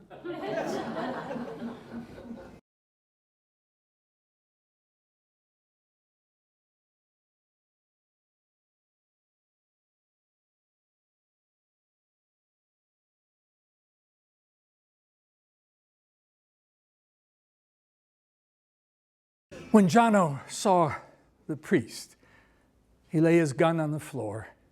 He wept. He babbled. He told Father O'Malley that he was an altar boy as a kid in the Bronx.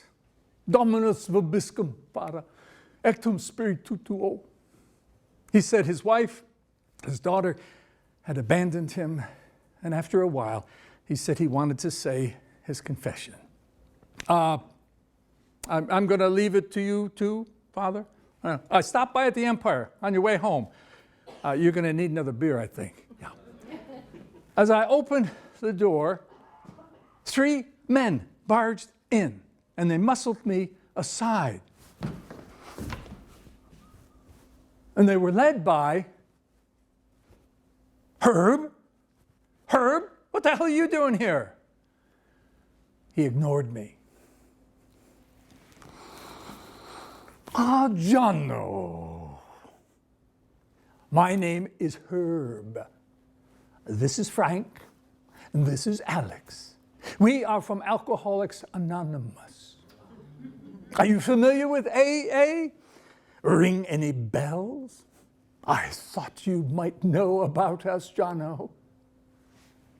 Herb in the AA? Herb? Jono, do you admit you are an alcoholic? Oh, don't give us this crap about your wife and your daughter. We all have our crosses to bear. You know you're an alcoholic, right? No bullshit, Jono. You know you're an alcoholic. Have you hit bottom yet?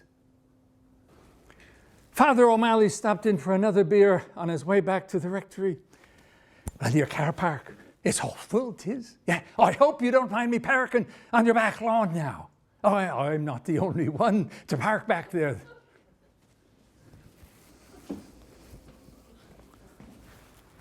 Father, I phoned my wife.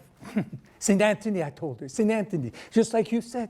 I told her to take a couple of laps around the rosemary thingamajig. The rosary. Well then, if that's the case, I have to report. I think she's made contact. I do. Out in the back lawn, behind the big tree now. Yeah, there's a green beetle parked there. Yeah. We followed Eric as he staggered to the dining room.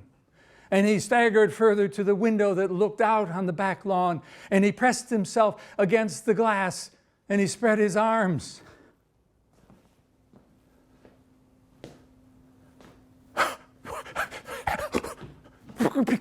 It's a miracle.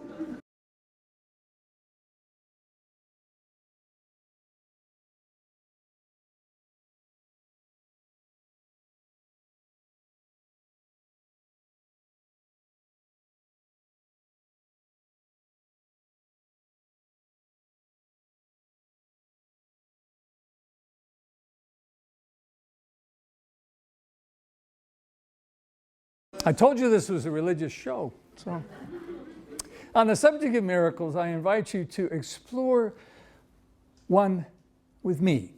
Now, you may recall from earlier shows that I emigrated at 21 to New Zealand. And at that time, there were several extraordinary coincidences that occurred that actually got me to move there. Extraordinary. And I have often thought that there was some unknown power at work. Anyway, in the 8 years that I lived in New Zealand, my father, back here, unbeknown to me, grew addicted to gambling on horses, and he lost all the family's money, as I explained. He ran the empire over a cliff, and I was traveling back from New Zealand with my young family when my father killed himself. And as I told you earlier, we arrived back to a virtual bankruptcy. And so my mother slipped sliding into Alzheimer's, and my brother still in high school, and the place was a shambles. If we had not arrived at just that crucial time, within a few days, everything here would have collapsed. So how was it that I happened to return at that most crucial moment? Again, an extraordinary coincidence? An intervention? You decide. In New Zealand, I had never imagined moving my family to America. Not once. I never had considered it because I loved living there. I had a terrific job. I had great prospects. We had 2 children under 5, one on the way. On the way there, he's in the audience tonight, 48 years old. Anyway, with 2 young children and one on the way is not the best time to be pulling up stakes. We owned a lovely house. I had no desire, I had no wish, no reason to come to America. I was not drawn to my parents. I was not particularly close to them. We had barely communicated with each other. And before I moved to New Zealand, I had argued incessantly with my father. And during my 8 years in New Zealand, I had absolutely no inkling of any problems back at the empire. However, 8 months before my father killed himself, I was undressing for bed one night, and I turned to my wife.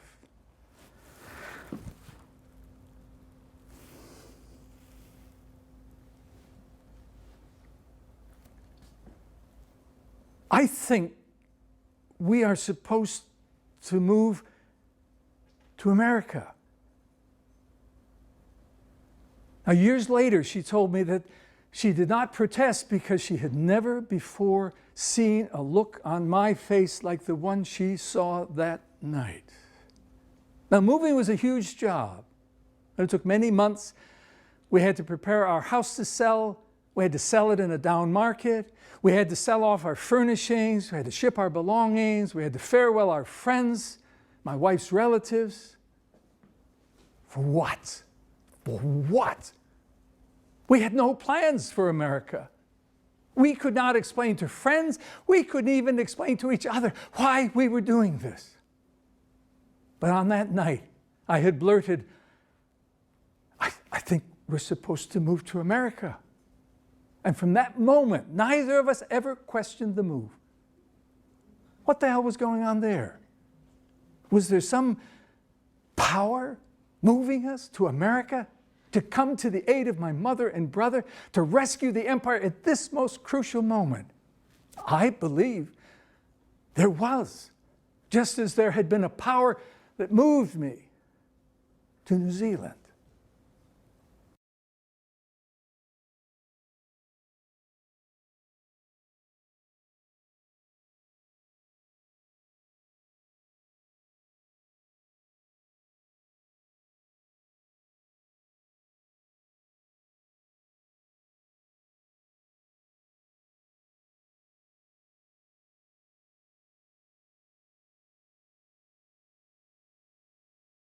So we came, we saw, we rescued. We rescued the empire. It took several years. And finally, after the rescue, I began to write again. I had been a writer in New Zealand, and one of my first projects here in America after that rescue was a novel. Sort of. When I was a kid, from the 3rd grade to the 8th grade, we lived in Bay City, Michigan, and I attended St. James Church and School. Well, the novel was about a boy who attends St. James Church and School in Bay City, Michigan. So half of it was true, painfully true, and the other half was fiction. Well, the church totally dominated those years for me. And now, over many months of the writing, I had to conjure up that church and the school and the church and the nuns and the church and the Easter and the Christmas pageantry in the church. 1,000 times I pictured St. James. I didn't even know if it was still there. 25 years had passed since I had been in Bay City, since I had seen it. Well, by the time I finished writing, I yearned, just yearned to visit that church. And I searched for excuses to make that trip. I just felt compelled. I just wanted to see St. James. Well, finally, an opportunity arose. I had to go to a trade show in Chicago in the summer, so we packed up the kids. We drove to Chicago. They had a vacation while I was at the trade show, and then on the way home, we drove up to Bay City. Got there very late, much later than we thought we would be. But we drove up there so that I could see my church. Well, it was 1 o'clock in the morning. We bundled and trundled the kids into bed in the Holiday Inn. And then I slipped into my jacket. My wife stared at me. What are you doing? I'm going for a walk to see St. James. Are you crazy? It's 1 o'clock in the morning. Yeah, I know. I just, I want to see the church. You haven't been here in 25 years. You don't even know where it is or even whether it's still there. Yeah, I know, but, well, I'll walk around. Maybe I'll find the streets, Columbus Avenue. Maybe I'll find it. I just want to see the church. I remember her exact words. For God's sake, it'll be there in the morning. I know. You just want to see your church. I just want to see my church. Well, I walked for an hour. I found the street, Columbus Avenue, but no St. James. That's probably gone. I don't know. And I was just about to turn back when, oh God, there it was. There it was, looming, dark. It was kitty corner. Now the hair at the back of my neck had stood up only twice in my life. Once was in the middle of the Pacific on board a Navy ship in a typhoon. We thought we were going to break up, and suddenly we had a fire in our ammunition hold. And now, kitty corner to that church, my hair was standing up. I was absolutely overwhelmed. I was mesmerized. And I floated across the street to the church. And I made my way slowly up the steps. And as if a big hand pressed against my back, I flung myself against its rugged wooden doors.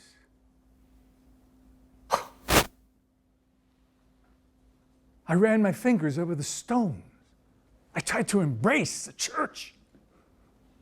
And gradually, I made my way down the side of the church, always always keeping my hands on the stones. I mean, as though I was afraid of losing the church after all these years away. I mean, if the police had seen me, they would have hauled me in.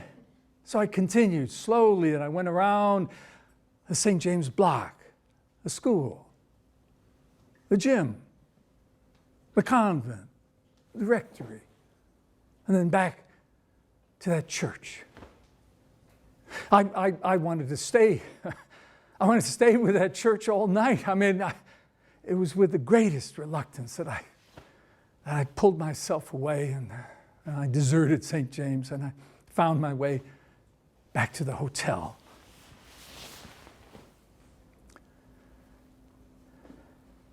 In the morning, I pawed through a phone book and I found the number for one of the kids in my class. Morgan. Morgan, yeah, well, of course I remember you. Yeah, how long has it been? 20, 25 years? Wow. Well, we chatted about classmates and nuns and priests. And then, it's a funny thing that you should call this morning of all mornings. Yeah, St. James Church got hit by lightning last night and burned down.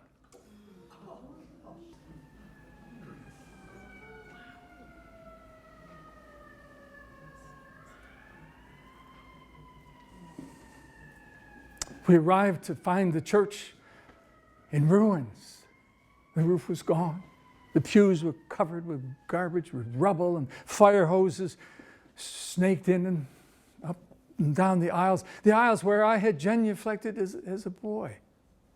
Two priests were standing in the middle of the rubble, and they were gawking at the sky where the roof had been. And I approached them. I said, Father,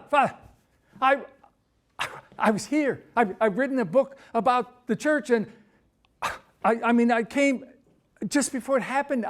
I came all the way from New York. Now you're from upstate New York? Father McPhee from Binghamton without a P. I was in the seminary with him, Father McPhee. I haven't thought about him in years. Father, no, this is bizarre. Yeah, this is beyond coincidence. I mean, how do you explain? Father McPhee. That's how he introduced himself. Father McPhee from Binghamton without a P. I wanted to throttle him around his Roman collar. I wanted to say, Father, I don't know what I believe anymore, but you're in the God business. You tell me. What is this all about? I mean, there's one man on this planet who writes a novel about this church. One man. And he drives 700 miles to the city because he feels he absolutely must see this church again. And he tromps around at 2 o'clock in the morning because he cannot resist visiting this church. And an hour after he has pressed his body against his doors, it is destroyed. What is this all about? It's beyond coincidence. What is this all about?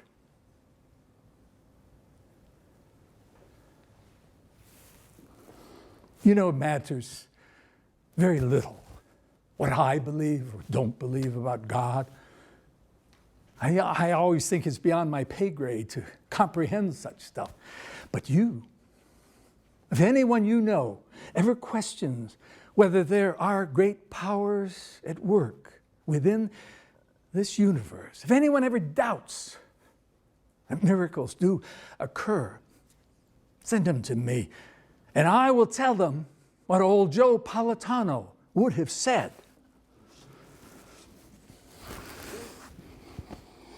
Hey, after something like this, I don't understand why you ain't got no faith. You got to have faith.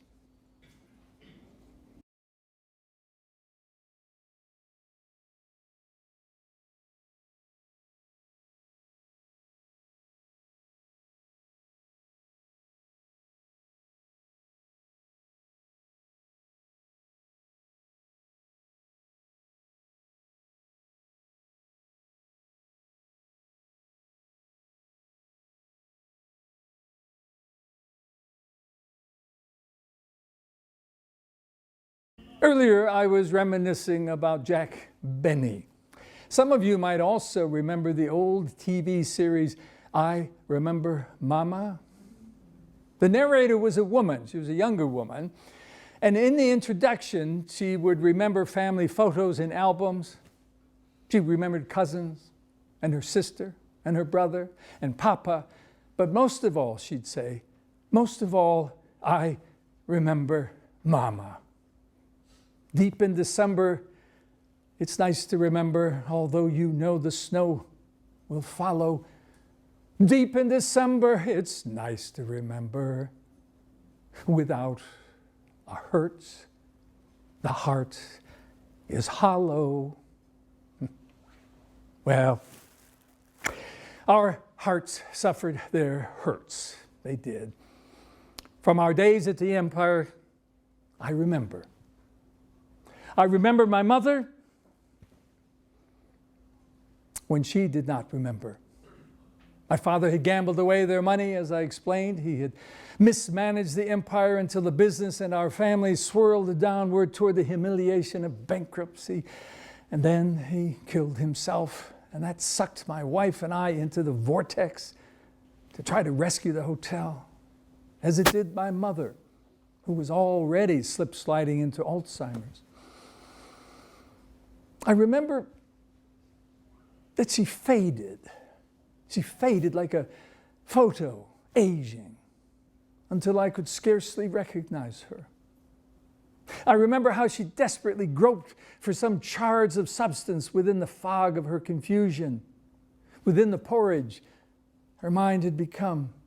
And to talk to her was akin to talking with an apparition that took on flesh, was real for periods, only to slip out of focus, and then dissolve.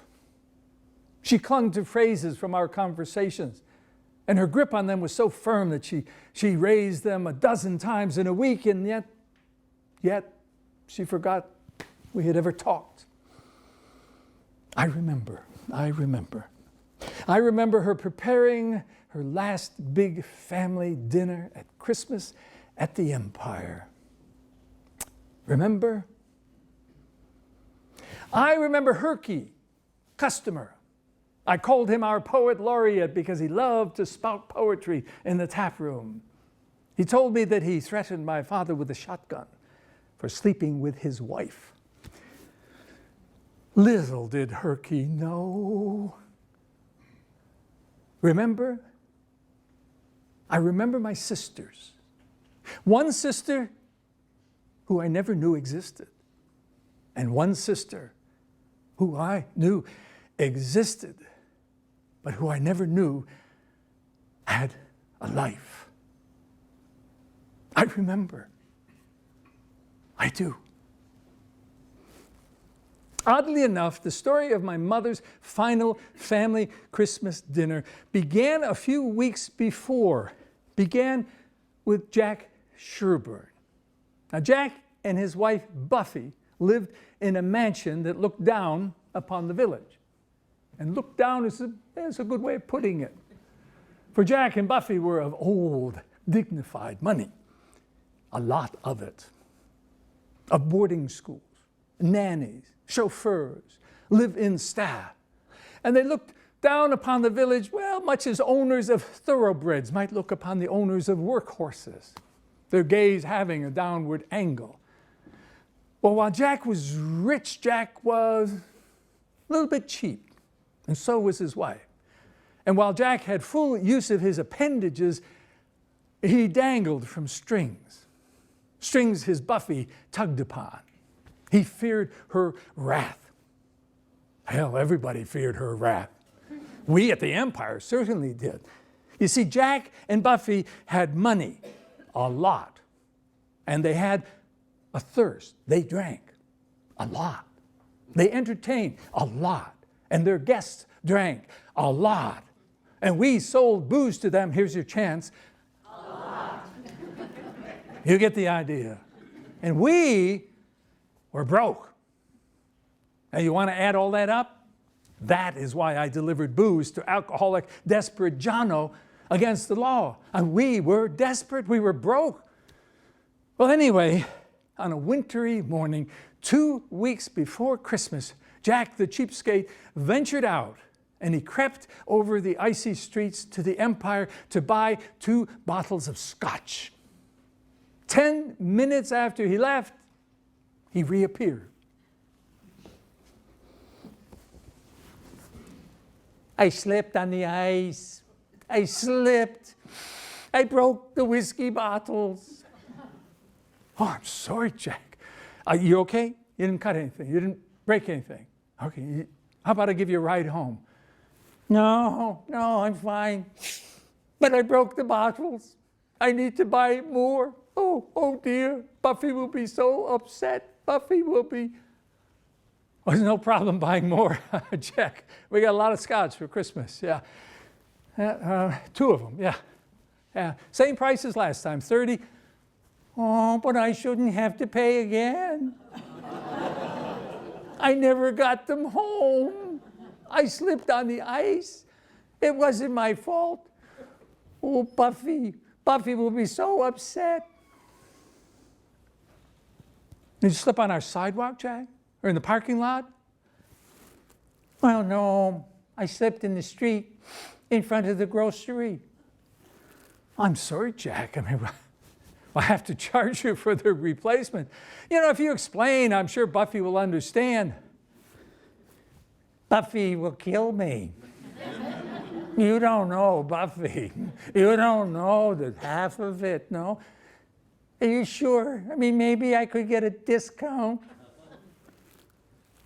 Jack, you know what our situation is. We can hardly be offering discounts. Oh, dear. What am I going to say to Buffy? What will I say? And now to my mother's last big Christmas dinner. In all their years at the Empire, my father opened for business every single day of the year. He even opened Christmas morning to serve Tom and Jerry's, eggnog and brandy heated up. The only hours in the year when he closed were those of Christmas afternoon and evening.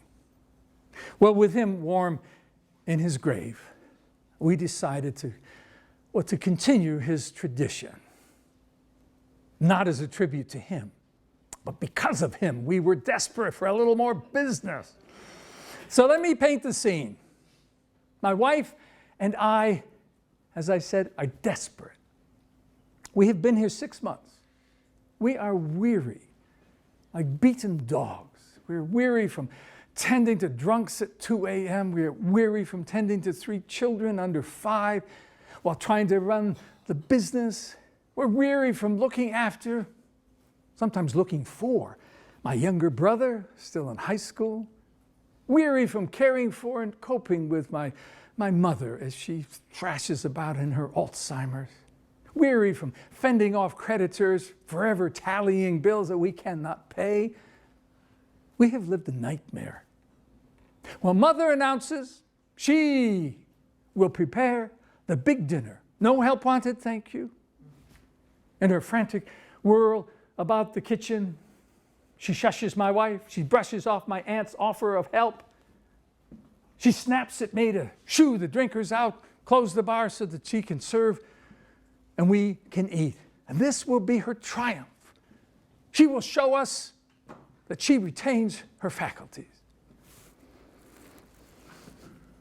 This is a sad spectacle.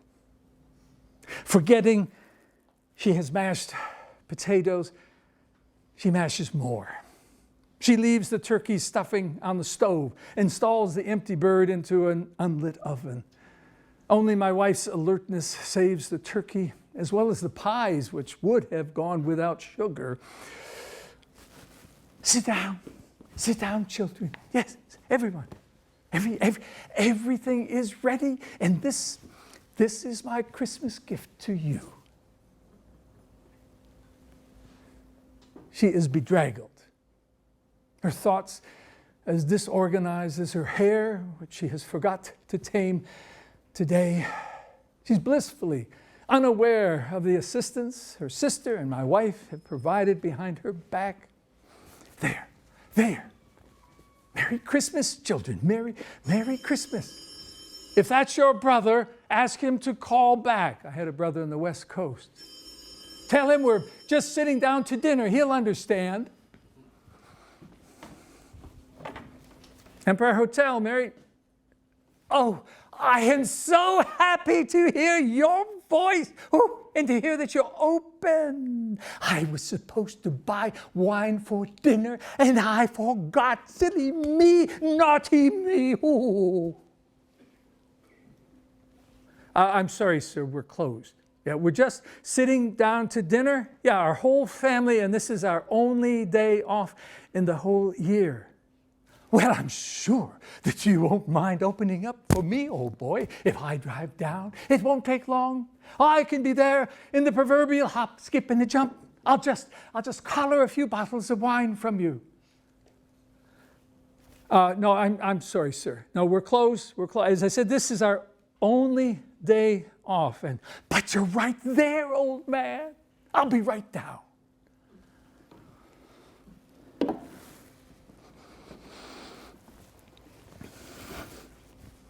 You did the right thing.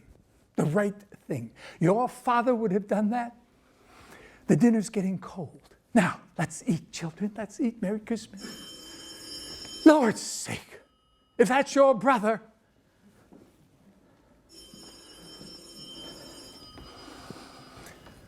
Empire Hotel, Merry Christmas. There must be some mistake. This is Buffy Sherburne. My brother-in-law just called to buy some wine, and you told him you wouldn't open up. You know, that's right, Mrs. Sherburne. We're just sitting down to dinner. Yeah, our whole family. Yeah, and this is our only day off. Yeah, in the whole year. Yeah, our only family dinner. In fact, it's only half a day. You know, my mother has gone to great lengths. Well, I'm very happy for all of you. But I should not have to remind you that we could buy all of our liquor elsewhere. And we buy from you in order to support local businesses. Now, I think that you owe it to us to take a few minutes to open up, especially after the way you treated Jack when he slipped on the ice in your parking lot and broke the bottles of scotch. In our parking lot, actually, Mrs. Sherburne, he felt I told him he should never have paid you for another 2 bottles.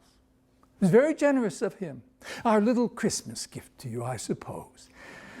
You are fortunate. He did not break his hip. I mean, we would be suing you. Now, I knew that you would open up for us, so I have already dispatched my brother-in-law down there. He should be outside your door this very minute. But Mrs. Sherburne, hello, Merry Christmas.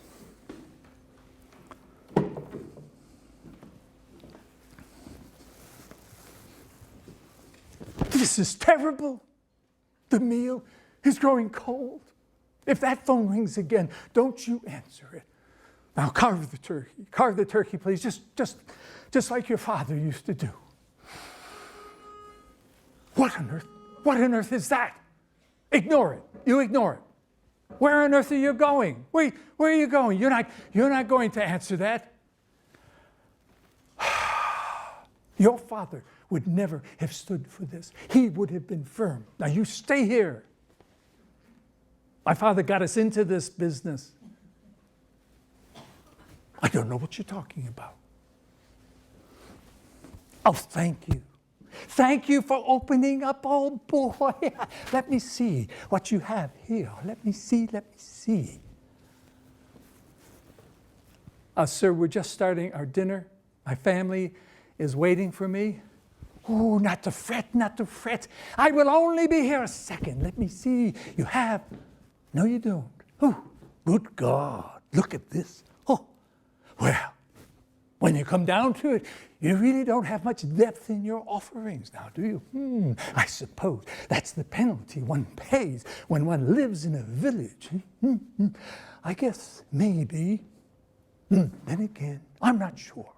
Which one of these do you think will go well with confit of duck? I wouldn't know, sir. I've never eaten confit of duck. And my family is waiting for me. We're just sitting down. You haven't had confit of duck? Oh, you haven't lived. Let me see.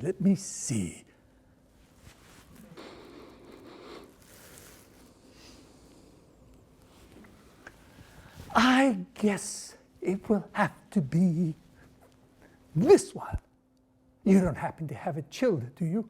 Oh, I didn't even see the cooler over in the corner. Oh, silly me. Maybe I should check out some of these, huh?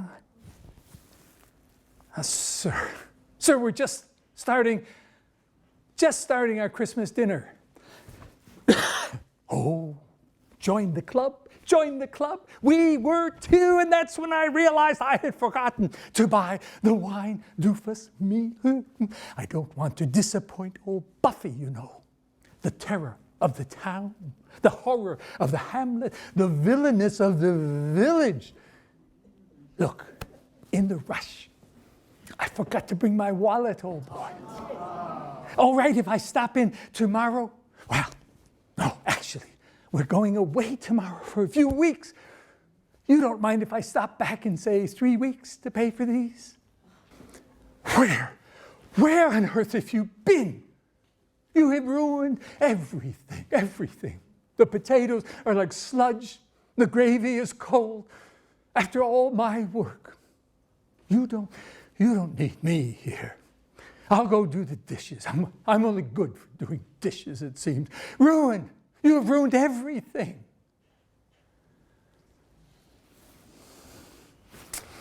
I remember Mama. I do.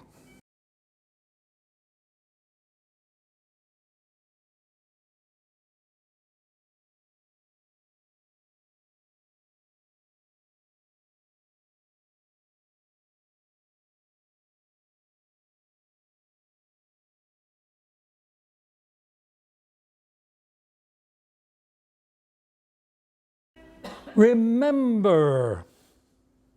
I remember when Herky told me my father had been having sex with his wife.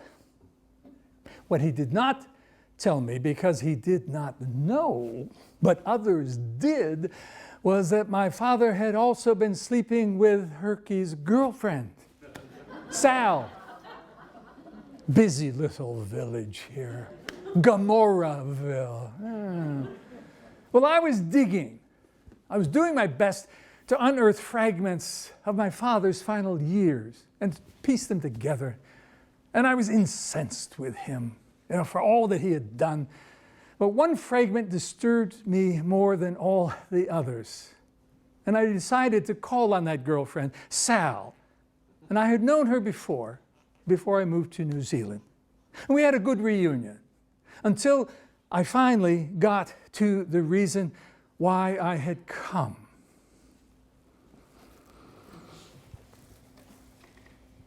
Sal, people tell me, several people have told me that my father used to sleep with you.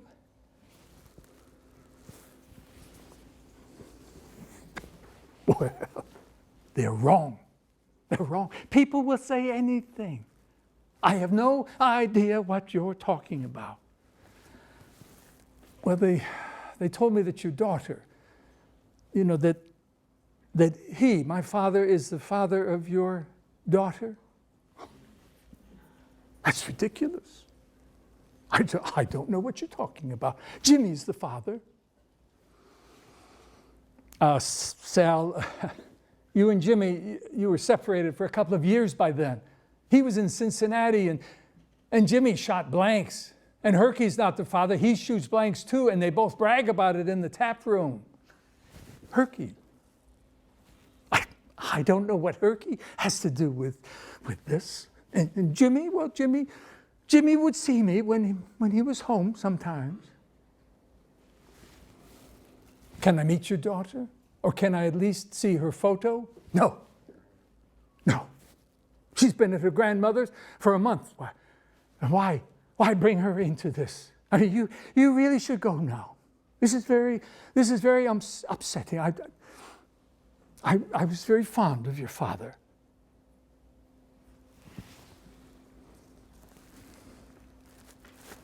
I remember 20 years later, the newspaper.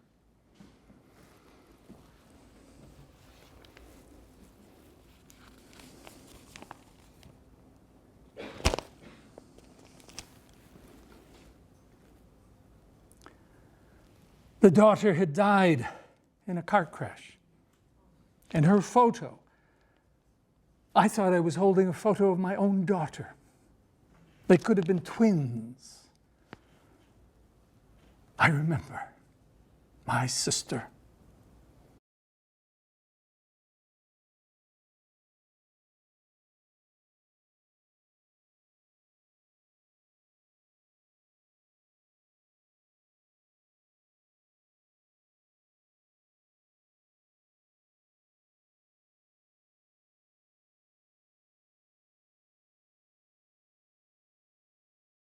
I remember another sister, Mary Michelle.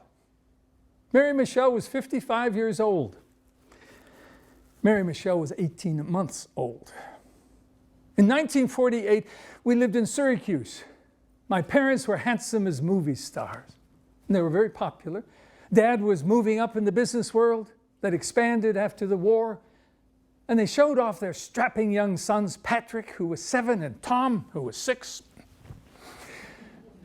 They were buying their first house. They danced at supper clubs. They played bridge. Dad raised a garden and polished his new Packard. And they were prominent in the 10 o'clock Mass at St. John the Baptist on Sundays. And then they were struck an almighty blow. When Mary Michelle was born, people whispered, "Retarded," if they spoke at all. My parents rarely did. They felt shame. They felt silent shame. My mother hoisted her like a cross upon her shoulders. And late in her years, she talked about how Mary Michelle had ruined her life. Nobody knows what it was like. No one. My father, well, he seldom spoke of Mary Michelle.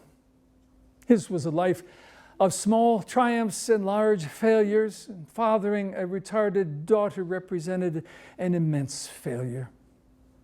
As she grew, but she remained an infant, she denied them various joys that parents expect. No happy memories of her first words or steps, no passing around baby photos, no boasting about her progress. She finally learned to walk awkwardly. She spoke but just a handful of words, garbled, only 2 or 3 together.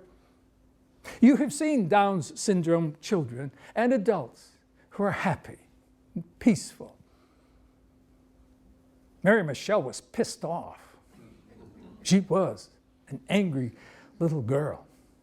And this must have added to my mother's gloom. My parents did not become recluses, but Mary Michelle certainly put a crimp in their social life.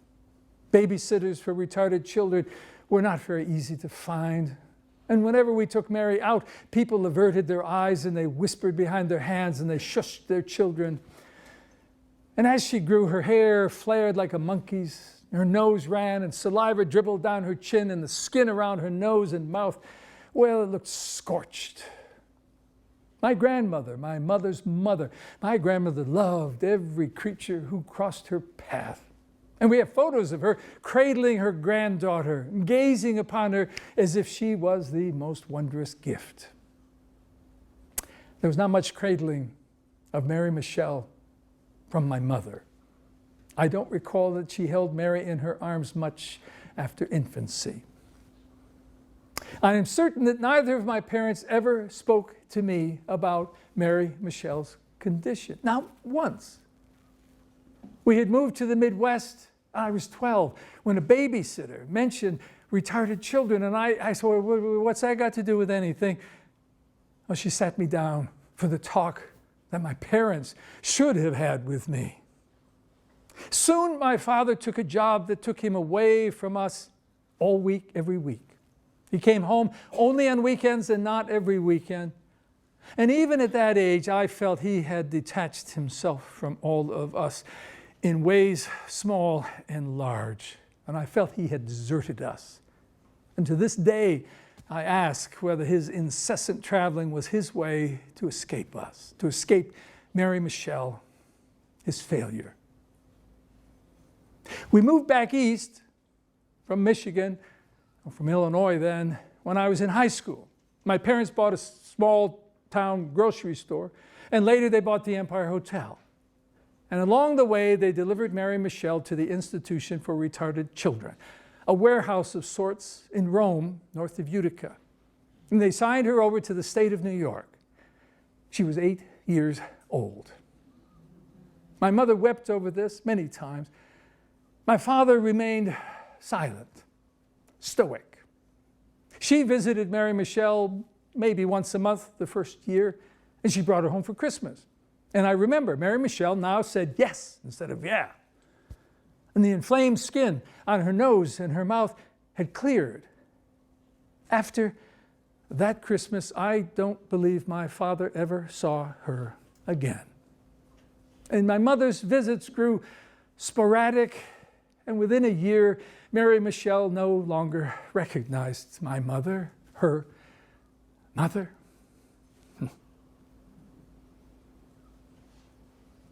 Years later, when I came home from New Zealand to the Empire and found my mother was not interested in visiting Mary Michelle, I went a few times, but she had no idea who I was. She hadn't seen me in all those years. She grew confused and angry, and I think frightened, and she moved away from me. Well, it fell to me to become her official guardian of sorts, and year after year, the bureaucrats sent me reams of reports on her progress, her evaluations. Year after year, the new goals to teach her at her late age, for the 100th time, to teach her to brush her teeth and dress herself. And their efforts seemed a waste to me. I felt angry. My nephew at that time was 3, and he was semi-autistic. He desperately needed help from the state, but he wasn't getting any. Now, he had potential. And meanwhile, Mary Michelle had no potential, and yet all these resources were lavished on her. I just wish they would merely keep her clean, safe, fed, clothed, provided with toys. I mean, after all, she was a baby, and her life had no meaning. She did provide work for people, and that counted for something, I suppose. Eventually, I stopped wading through those reports. I mean, nothing ever changed. They were all make-work gobbledygook. A few years later, the state closed the warehouse in Rome and moved people to community homes. And they moved Mary to one home for 3 years, and then to another one in Cortland, I think, and then a third one about an hour and a half from Gilbertsville. Her caregivers would call if there was an issue, and they sent me cheery invites to come to Christmas parties and such, but I ignored them. I mean, why pretend it would mean anything to her or to me? I mean, why confuse her? She was a baby. They were paid to do what they had to do to keep up the pretense, but I refused to be dragged into that pretense. Eventually, the caregivers called to say that she was ill. And one day came the call that she had died. Would I come to her funeral? Yeah. Should they bury her there? Sure. Yeah. Why not? The day of her funeral was cold, gray. I wondered if I would be the only mourner. Nobody else from the family would be there, that was for sure. There were 40, 50 people in the chapel before her open coffin. Well, funeral's a good excuse for a day off, I suppose. But some of them were weeping. They were blotting their tears. And maybe 10 of them looked retarded. I don't know the latest politically correct words. And the others were, well, normal looking. Several introduced themselves. I looked after Mary when she was in Rome. That was years ago, but I never forgot her. For 3 years, Mary lived with us at the house in Cortland. Oh, we really missed her when she left. She was a fine lady. We just loved having her with us. Oh, we'll miss her so much. She was a wonderful woman.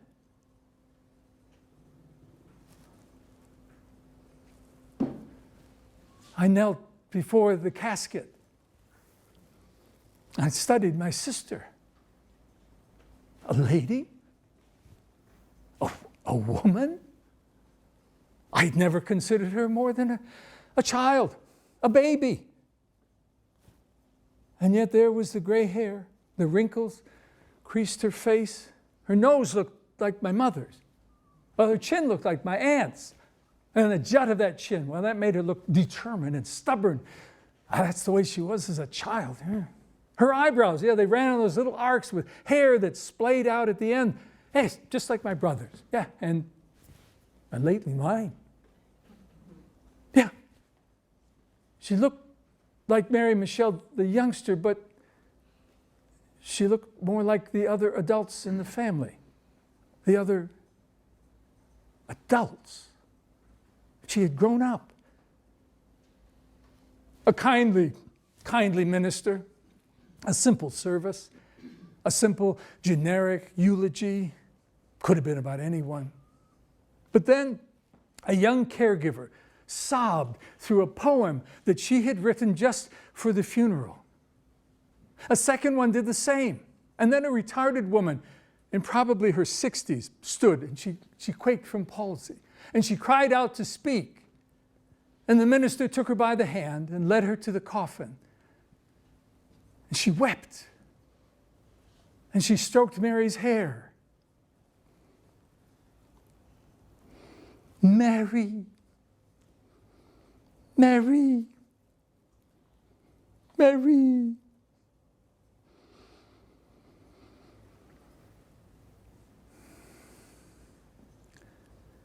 Another caregiver described Mary's laugh, so raucous, so mischievous. She spoke of Mary Michelle's love for music, especially country and Western music, go figure. And she paused, and all of us could see her tears. She inspired us. We loved her. Another retarded woman delivered the simplest tribute. I love you, Mary. I love you, Mary. I love you, Mary. The minister asked if I wanted to speak. Sure, piece of cake. I'm always good for the off-the-cuff remarks. So to give her caregivers something about her origins, I began by talking about Mary Michelle as a little girl. Well, suddenly, my words were drowned in sobs. Not theirs, mine. Sobs that I suppose had begun to form when I was but a boy, a lad confused who asked why his sister was so different and who heard no answers.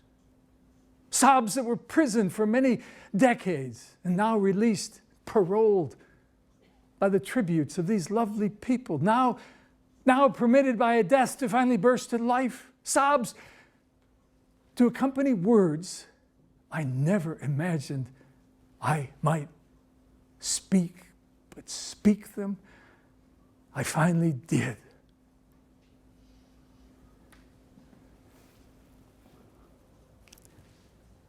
Mary and Michelle's parents, they were ashamed of her. They were ashamed. Oh, they hid her from view. My brother and I, we had the job of hiding her upstairs when we had visitors. It was a different world. There were no group homes, no sheltered workshops in those days, no training programs.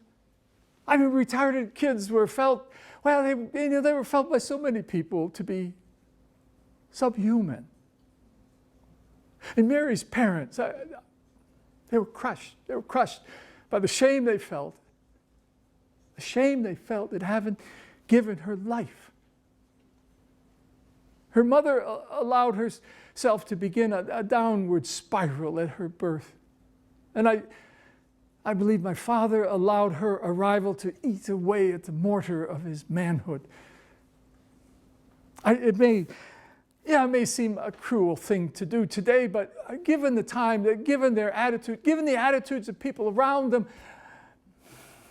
delivering Mary Michelle to an institution 45 years ago, it was the best thing for her.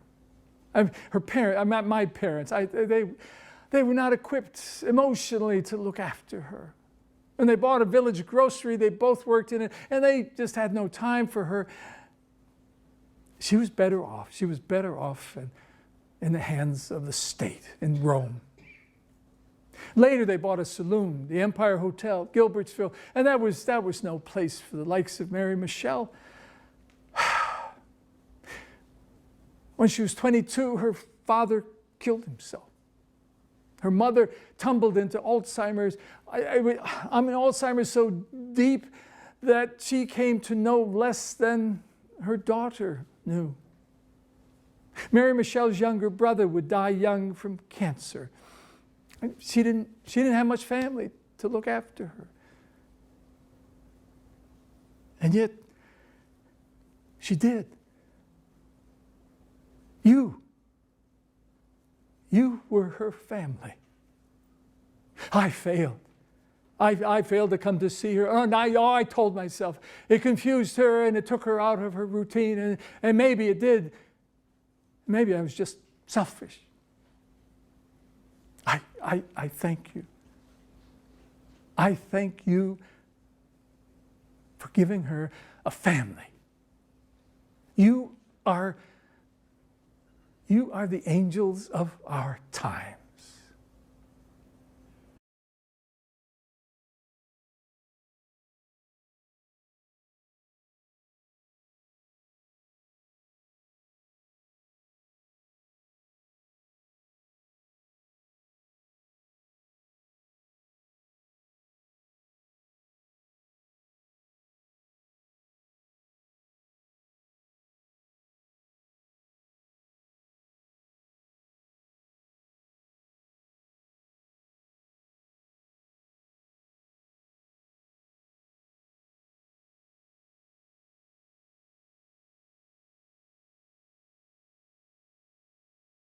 We adjourned to her home. It was a home of a dozen Mary Michelles and their caregivers. That was her family. And she was there. She was looking out from a big poster on the wall of the kitchen. One of her eyes turned inward. I've forgotten that. And her teeth, they were splayed a little bit, something else I had forgotten. There's no cosmetic surgeries and braces for kids like these, for men and women like these. In other photos on the wall, I saw that she had grown gaunt in her illness. Her hair was out of control, just as it was in the few photographs of her as a girl that my mother left behind. We sat in a big circle in the living room. Her family members told me all kinds of stories, including that she sang along with the country and Western music that she loved. She never spoke more than 3 words, but she could sing all the lyrics of song. And she kept them in stitches, they said. She put on a gruff voice and she feigned anger and she would grab them and say, "You want to fight? You want to fight?" I was able to tell them that she learned that little routine from my older brother, Pat, her brother, Pat, 50 years ago. Jerry has the sunken forehead and the protruding, oversized chin that we associate with Down's syndrome. Jay Leno, with his forehead caved in, I guess. Yeah. Anyway, he crossed the room to sit beside me on the couch and to hold my hand. I will miss Mary, Tom. I like Mary. Mary was nice. Do you like food, Tom? I like food. Mary liked cheeseburgers. Do you like cheeseburgers, Tom? Tom. My name is Jerry and you're Tom. You're the cat and I'm the mouse. I will miss Mary, Tom. I like Mary. Do you like cheeseburgers, Tom? As he spoke, it came to me. Mary Michelle, she was the absolute agent of change. Her life, which seemed so insignificant to me, her life had restructured our family, had redirected it, had altered the destinies of my mother and father, and in turn the destinies of their 3 sons. Her voice, so muffled, so limited, spoke volumes to me at her funeral and speaks volumes to me this evening. I said goodbye to Jerry. Goodbye, Tom. Goodbye, Tom. Do you like cheeseburgers, Tom? I like cheeseburgers. When I stood, the older woman with palsy slipped her hand into mine. Who are you? I'm Mary's brother. Ooh. And she nestled her head against my chest. God bless ya. God bless ya. I kissed the top of her gray curls. He kissed my head. As I made my rounds of farewells, I was overcome with the thought that these people, well, they had given me more than a last glimpse of my sister. In many ways, they had given me a first glimpse. In a short time, they helped me appreciate she was a real person, a wonderful lady, a woman. She had a life. She had a family, after all, and they cared deeply for her. And by that caring, they had reminded me of the sanctity of human life. Goodbye. Goodbye, all you angels. The director led me out. I told him I had changed my mind. We would bury Mary Michelle in Gilbertsville. In the family plot, in a cemetery a quarter of a mile from the Empire Hotel. And after 45 years, she would be reunited with her parents. So he walked me through her room. It was a Spartan room. It was simple. It was like the convent rooms in which our aunt, a nun, had lived most of her life. And he pressed the CD into my hand. Well, we put together a bunch of her favorite songs just for you.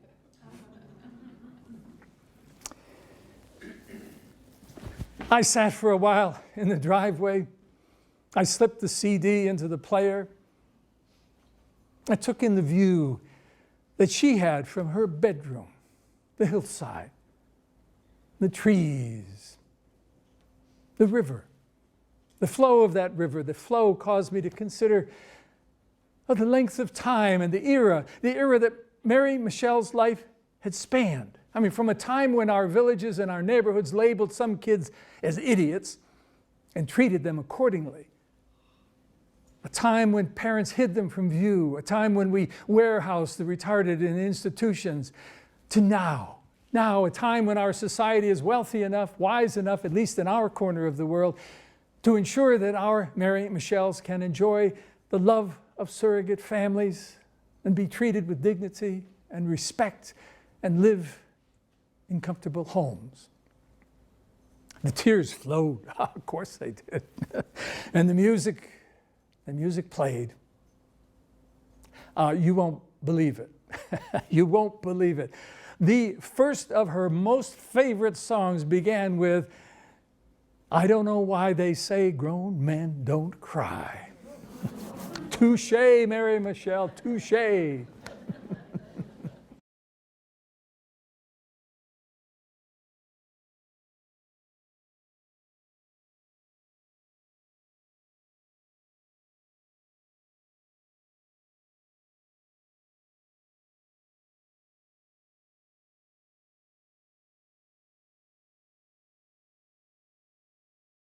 I want to thank everyone here at Fenimore House for helping us bring these tales from the Empire to you. And a special, special thank you to a special young man, Mr. Michael Tamburino, for his technical mastery, and to the Director of Education and Theater here, Danielle Enrici, who introduced this.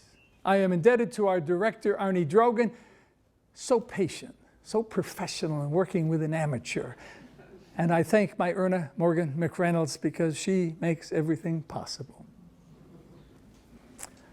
We're going to give the honors to Mary Michelle to bring down the curtain on all of our tales of the Empire, for the time has come to say goodnight to this old tap room with its wonderful characters, and to this old Empire Hotel and its wonderful ghosts and memories here in downtown Gilbertsville, where the population is 348 on a busy night, and the time has come to say goodnight to you.